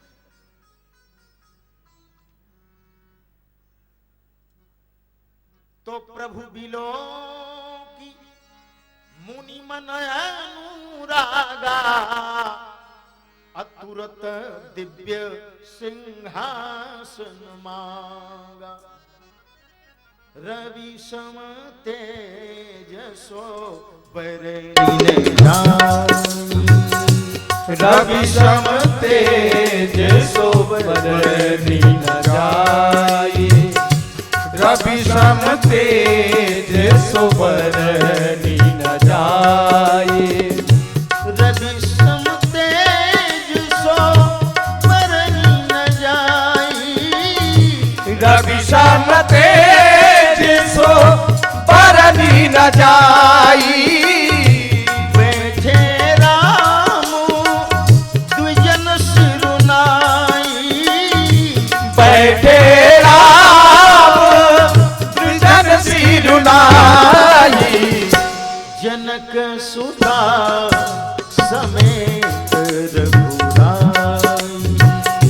जनक सुता समेत रघुराई, जनक सुता समेत रघुराई।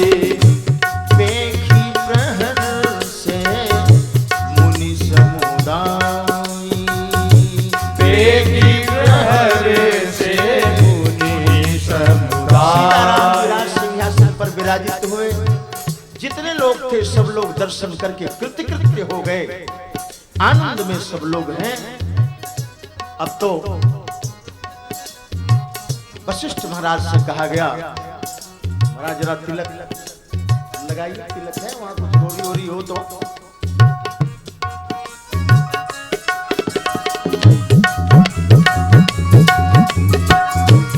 प्रथम तिलक वशिष्ठ मुनि कीन्हा, प्रथम तिलक वशिष्ठ मुनि कीन्हा, प्रथम तिलक वशिष्ठ मुनि कीन्हा।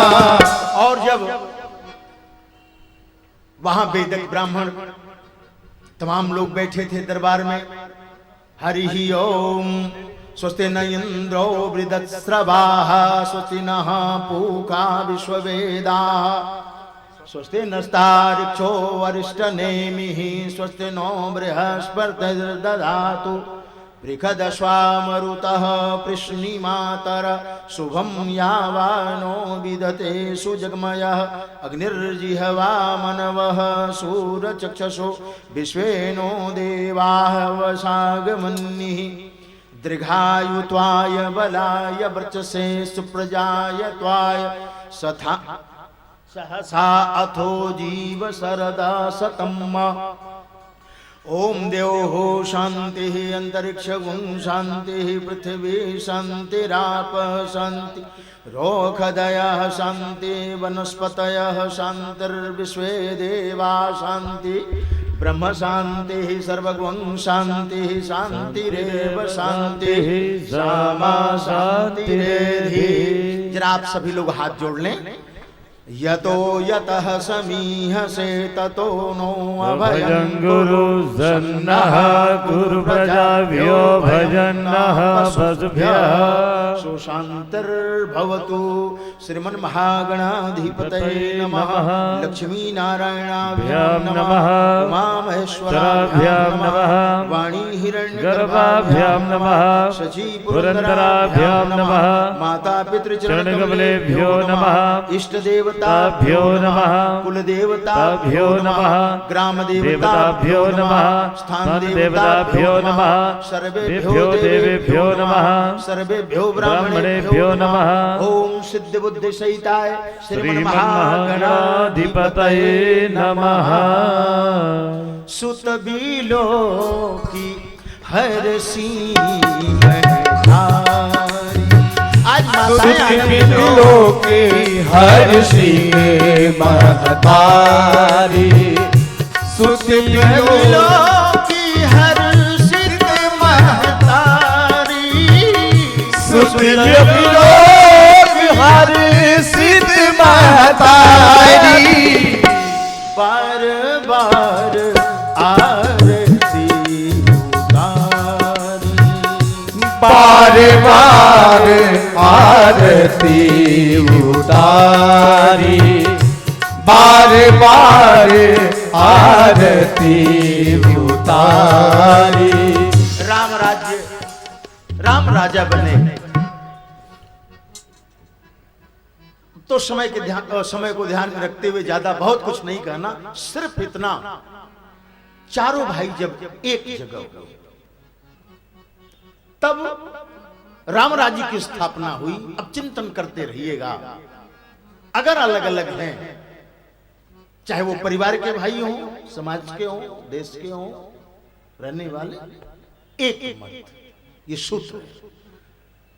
और जब एक जगह होंगे चारों भाई, तब राम राज्य बैठे त्रैलोका, हर्षित भय गए सब, ये सब शोक, ये जितना टेंशन है, तनाव है, तब समाप्त होने वाला है एक मत।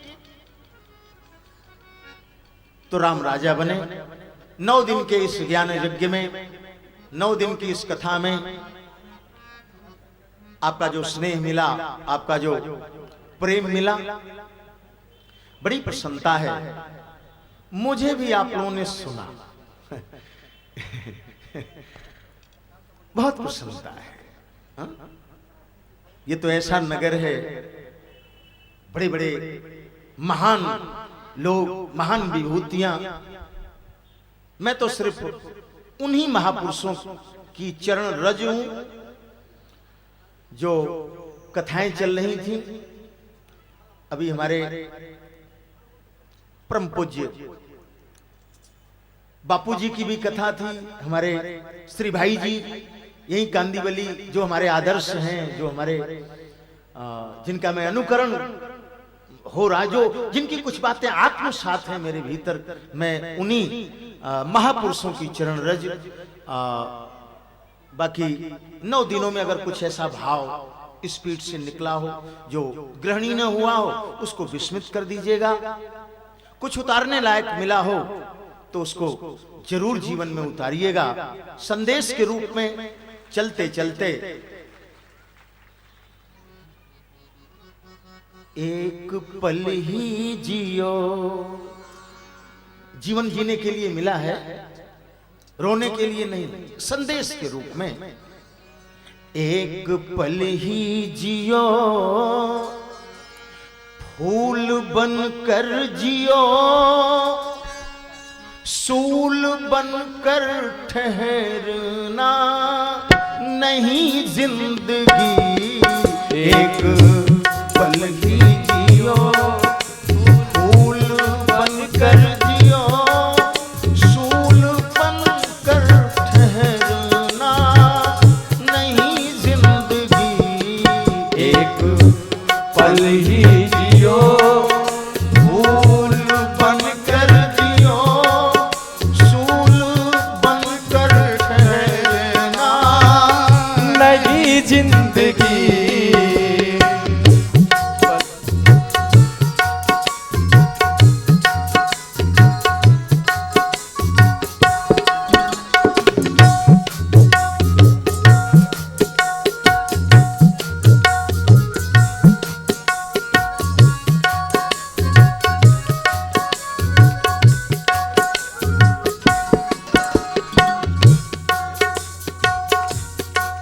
अर्चना की सजाए हुए अंजलि, तुम किसी देवता से मिलो तो सही।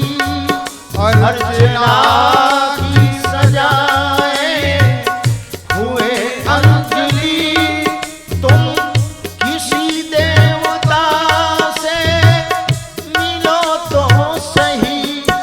जिंदगी की अनेकों हैं डालियां, तुम सुमन बन किसी पर खिलो तो सही।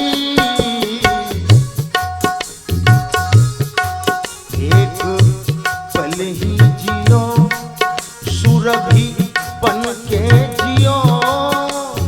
एक पल ही जियो, सुरभि बन के जियो, फूल बनकर उमड़ना नहीं जिंदगी।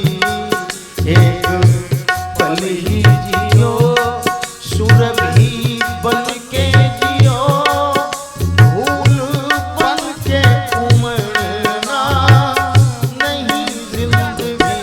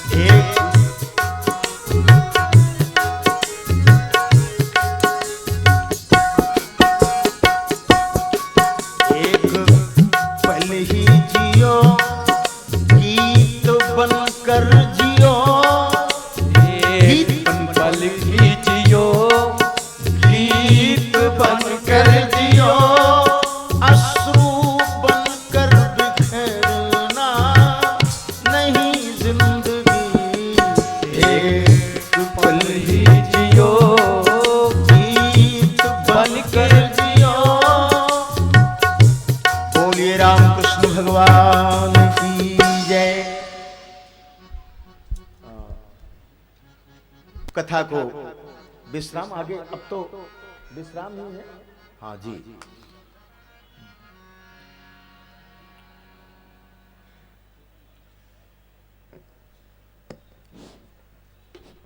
हेलो, बोलिए श्याम रामचंद्र की, चारों भैयन की जय।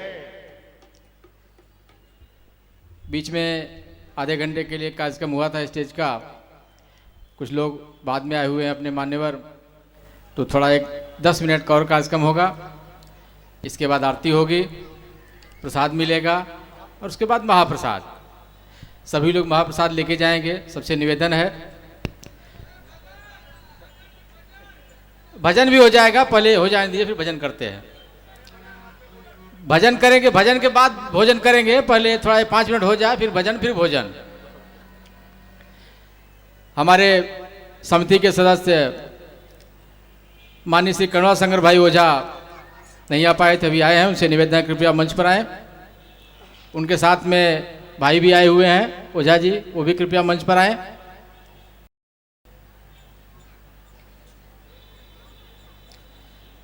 श्री विद्याकांत झा जी हमारे जो उपकोषाध्यक्ष हैं, कृपया मंच पर आए। उनके साथ में सुधीर झा, वो भी कृपया मंच पर आए। शिव कुमार झा जी जो नगर सेवक हैं, उनसे निवेदन है कृपया मंच पर आए। श्री रमेश भाई शाह से भी निवेदन है कृपया मंच पर आए। श्री जमुना जी राधे राधे वृंदावन से जो आए हैं, जो झांकी का निर्माण करते हैं, रोज झांकी बनाते हैं, उनसे निवेदन है कृपया मंच पर आए। श्री कोमल छेड़ा जी यहाँ मौजूद हैं, उनसे भी निवेदन है कृपया मंच पर आए। चले गए? महाराज से निवेदन है कृपया सभी मान्यवर लोगों को आशीर्वाद प्रदान करें।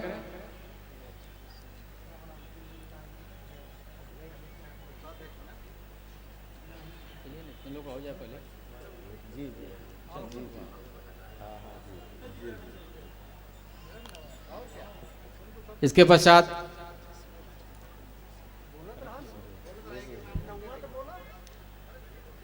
श्री राजेश शुक्ला जी, श्री भोला तिवारी जी, श्री नीरज मिश्रा जी, मैं जिनका नाम लेता हूं कृपया मंच की तरफ आते जाएं। श्री राजेश शुक्ला, श्री भोला तिवारी, श्री नीरज मिश्रा, श्री प्रमोद पांडे अंधेरी, Shri DK Tiwari, Shri Ravindra Tripathi, Shri Santosh Pandey, doctor RD. Singh, Hariprasad Pandey, Madhukar Patkar जी, जनार्दन मिश्रा जी, श्रीमती इंदू सिंह जी, द्वारका पाठक जी, पूर्णेंद्र शुक्ला जी, प्रेमचंद सिंह जी, एडवोकेट सीमा जी, मुनीम जायसवाल जी, इन सभी लोगों से निवेदन है कृपया मंच पे आए और महाराज श्री से आशीर्वाद लें।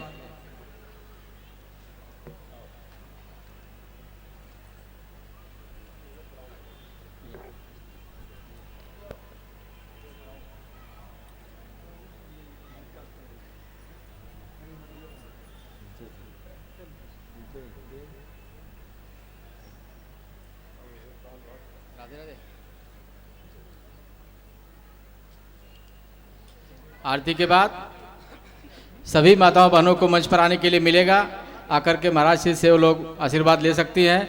सभी लोग, भाई भी सभी आ सकते हैं, किसी को कोई मंच पे आने की मनाही नहीं है, लेकिन आरती हो जाने दीजिए। आरती नीचे जाएगी, सब लोग आरती लीजिए और आकर के व्यासपीठ पे महाराज से आशीर्वाद ले सकते हैं। उसके बाद प्रसाद लीजिए और महाप्रसाद लेकर फिर घर जाइए। आज कथा का आखिरी दिन है, आज कथा विश्राम ले रही है। अगली साल फिर हम इसी समय प्रयास करेंगे, भगवान की इच्छा होगी तो फिर से कथा होगी। आप सभी लोगों को मैं निमंत्रण देता हूं उसके लिए।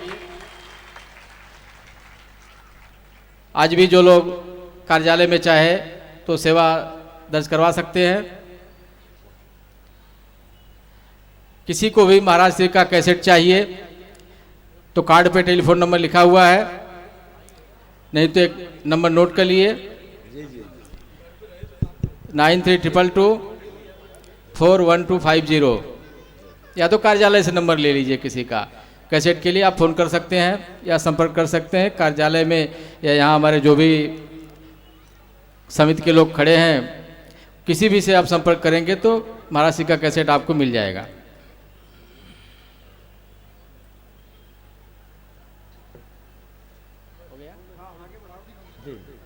अब आरती के लिए मैं पंडित रामजी उपाध्याय जी से, कार्य समिति के सभी सदस्य, यादव भाई, करुणा शंकर भाई, शिव कुमार जी, पाठक जी, मातिम सिंह जी, रमेश भाई, सभी लोग से निवेदन है कृपया आरती के लिए ऊपर आइए। अशोक पांडे जी, DS मिश्रा जी, आरती के लिए कृपया आप लोग ऊपर आइए। माया शंकर चौबे जी, आप भी आ जाइए। प्रकाश दुबे जी, आप लोग आरती के लिए ऊपर आइए सभी लोग। मार्कंडेय तिवारी जी ऊपर आ जाए, मार्कंडेय त्रिपाठी। राम यादव जाके मंच से आशीर्वाद ले में। राम यादव और मार्कंडेय तिवारी जी आकर के मंच से आशीर्वाद ले। मार्कंडेय तिवारी जी,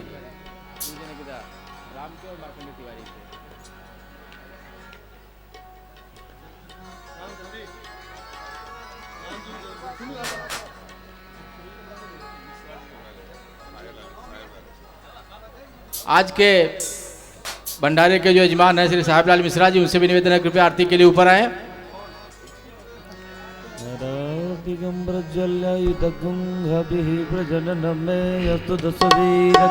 सभी लोगों को आरती नीचे दिखाई जाएगी। आरती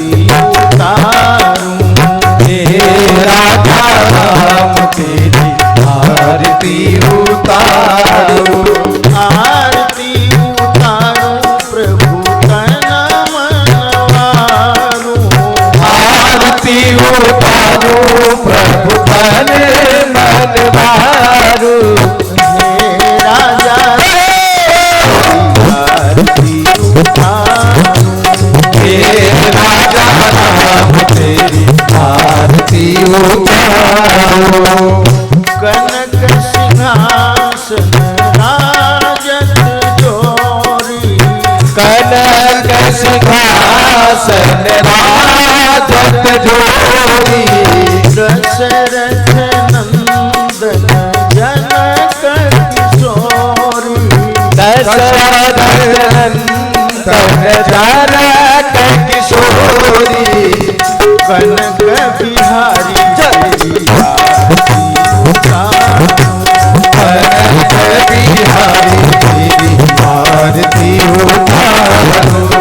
आरती उतारो प्रभु तन मनवारो, आरती उतारो प्रभु तन मनवारो। अवध बिहारी तेरी आरती उतारो, अवध बिहारी तेरी आरती उतारो।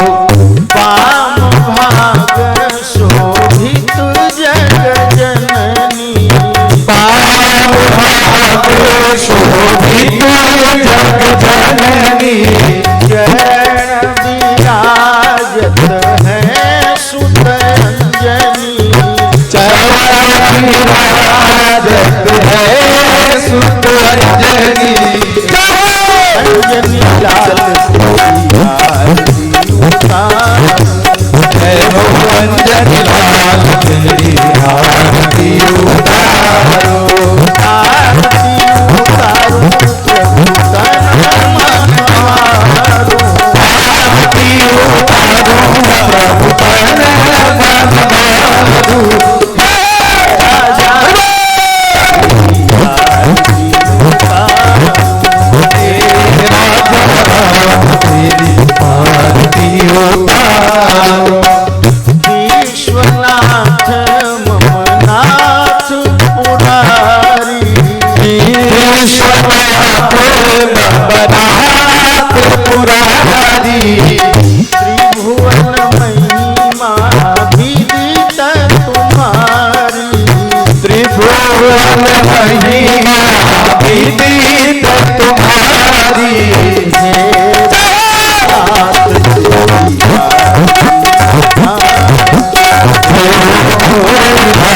तेरी आरती उतारो। आरती उतारो प्रभु तन मनवारो, आरती उतारो प्रभु तन मनवारो।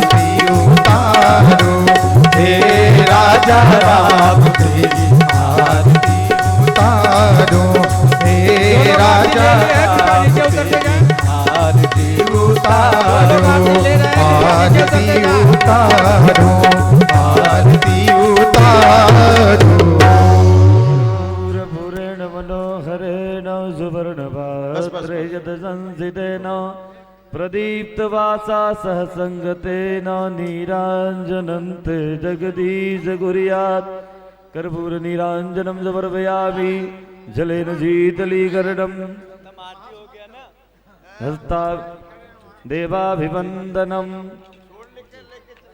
स्वकल्याणार्थे आत्माभिवन्दनम् हस्ते वज्वान्यादाय मन्दवज्वाञ्जलिं ध्यायेत हरिः ओम राजाधिराजाय प्रजयसायिने नमो वयं वैसवडाय कुर्महे समे कामान काम कामाय मह्यम आरती नीचे लेकर के जाइए और जो लोग आरती कर ले उनसे निवेदन है कृपया वो नीचे आ जाएं, दूसरे लोग ऊपर आएंगे। राजाय नमः हरिः ओम स्वस्ति आरती नीचे लेकर के जाइए, एक आरती खाली ऊपर रह दीजिए, बाकी आरती नीचे लेके जाइए।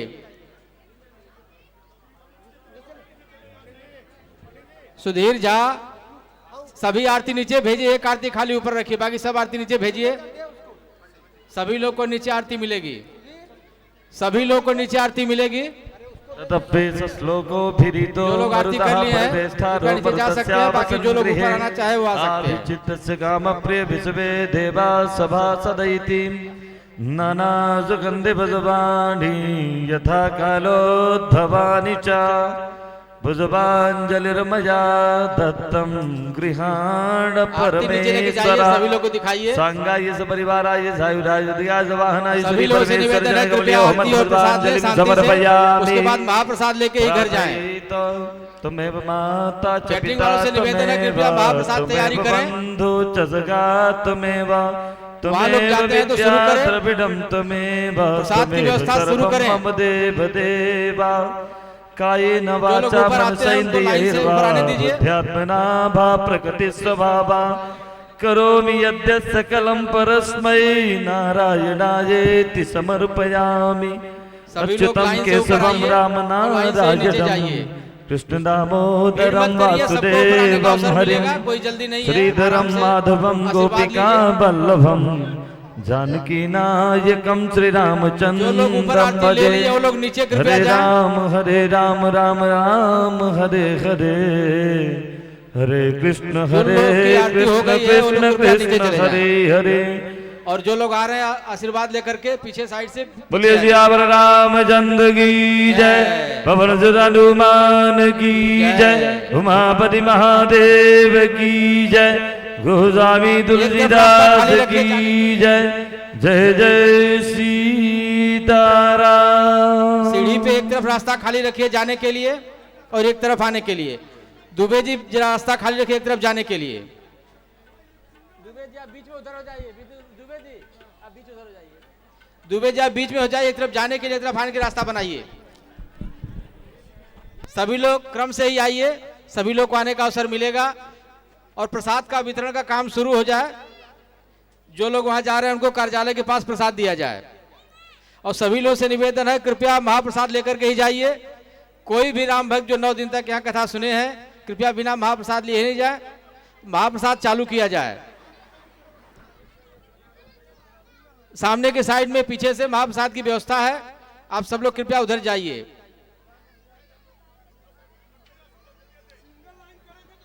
सभी लोग सिंगल लाइन में ऊपर आइए और नीचे जाइए सिंगल लाइन में ही, सभी लोग को आने का अवसर मिलेगा। मुन्ना दुबे जी आप रास्ता बनाइए, एक लोग एक लाइन से आए एक लाइन से जाएं।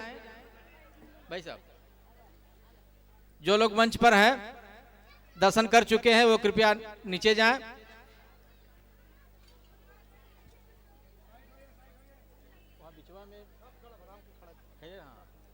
हाँ राम व्यवस्था में बराबर ये करिए, एक लाइन से लोग आए और एक लाइन से नीचे जाएं। सभी लोग जो यहाँ मंच पर आशीर्वाद ले रहे हैं कृपया नीचे चले जाएं।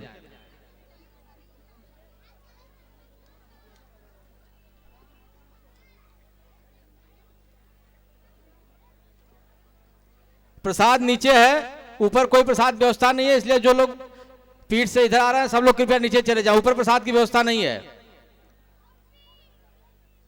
पंडित जी आपसे निवेदन है सब प्रसाद लेने के नीचे भेजिए, ऊपर आप कुछ भी मत करिए। पंडित जी लोग आप ऊपर कुछ भी किसी को मत दीजिए, नीचे प्रसाद की व्यवस्था है, सबको प्रसाद नीचे मिलेगा। सबको नीचे भेजिए, सबको नीचे भेजिए।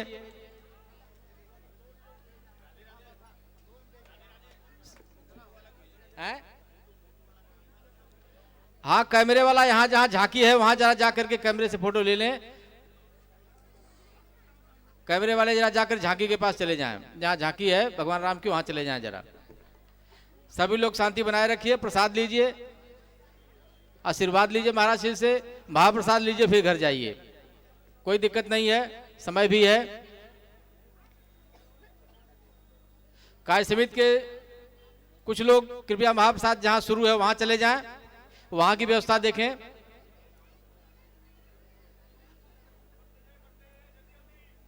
कार्य समिति के लोग कृपया जहां महाप्रसाद शुरू हो वहां भी चले जाएं।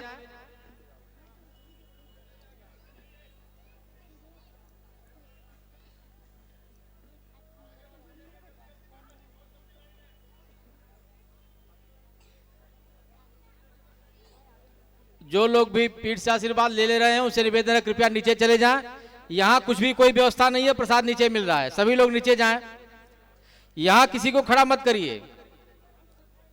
महाराज जी आप बंद करिए, रक्षा बांधना ये सब करना बंद करिए, सबको नीचे आने दीजिए, किसी को यहाँ मत खड़ा करिए। आशीर्वाद लेने के बाद सब लोग नीचे जाएं।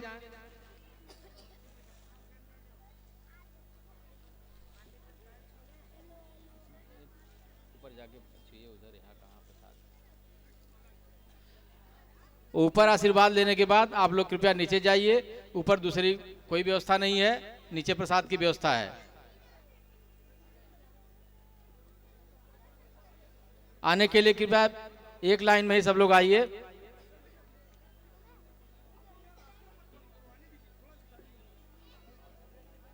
सबको जाने में मदद करिए, दुबे जी, मुन्ना जी, सबको जाने में मदद करिए। लाइन एक बना के रखेंगे, सुविधा रहेगी।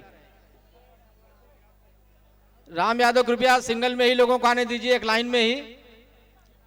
माताएं बहनें जो भी ऊपर आना चाहती हैं उसके बाद सभी भाई ऊपर आ सकते हैं, किसी के लिए कोई मनाही नहीं है। और प्रसाद लेने के बाद सभी लोग महाप्रसाद के लिए जाइए, कोई जल्दी नहीं है। मंडप वाले कुर्सी पीछे से हटा दें, लोगों को प्रसाद लेने में सुविधा रहेगी। मंडप वाले कुर्सी हटा दें तुरंत, वहां से कुर्सी को समेट लीजिए।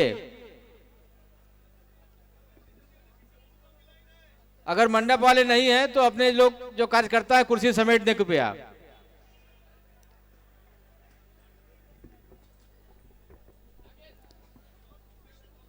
मंडप के लोग कुर्सी समेट लें, गद्दा भी समेट लें, लोगों यहां से वहां तक फैल करके प्रसाद लेने में सुविधा होगी।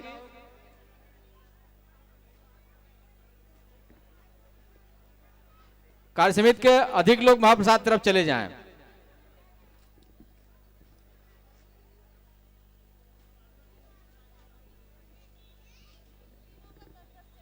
पहले सभी माताओं बहनों को ऊपर आने दीजिए, बाद में सभी भाई ऊपर आएंगे।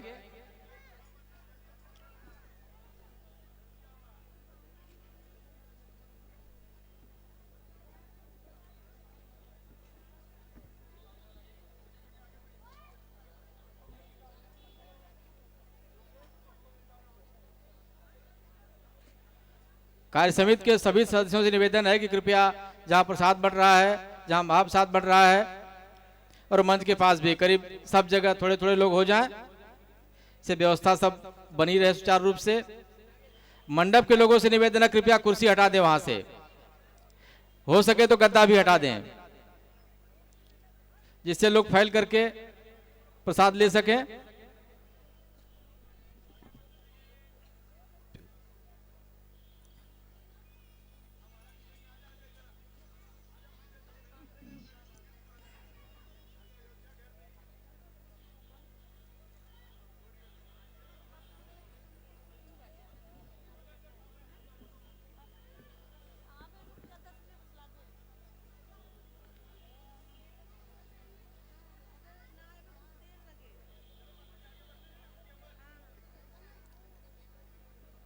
यहाँ पर 9 दिन तक लगातार भगवान राम कथा सुनने के बाद आज प्रसाद और महाप्रसाद की व्यवस्था है।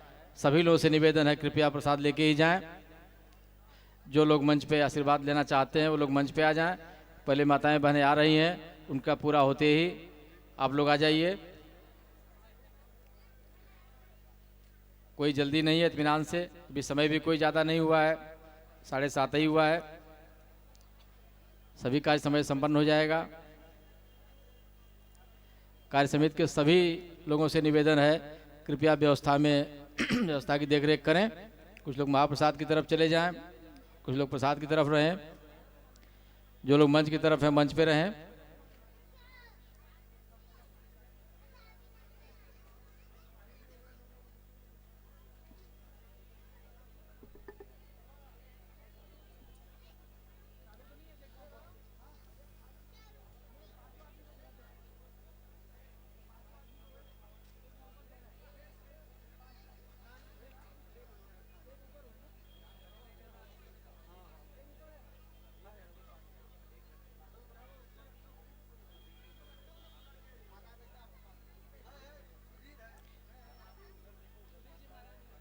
सभी लोग शीघ्रता करें, थोड़ा पीछे भी लोग लाइन में हैं। सभी को ऊपर आने के लिए मिलेगा मंच पे। आज पूर्णाहुति है, कोई जल्दी नहीं है, किसी को कोई दिक्कत नहीं है। सभी लोग प्रसाद और महाप्रसाद लेके जाएं। मंडप के लोगों से निवेदन है, कृपया कुर्सी हटा दें, वहां से कुर्सी हटा के एक तरफ कर दें। हो सके तो गद्दा भी हटा दें, पहले कुर्सी हटा दें।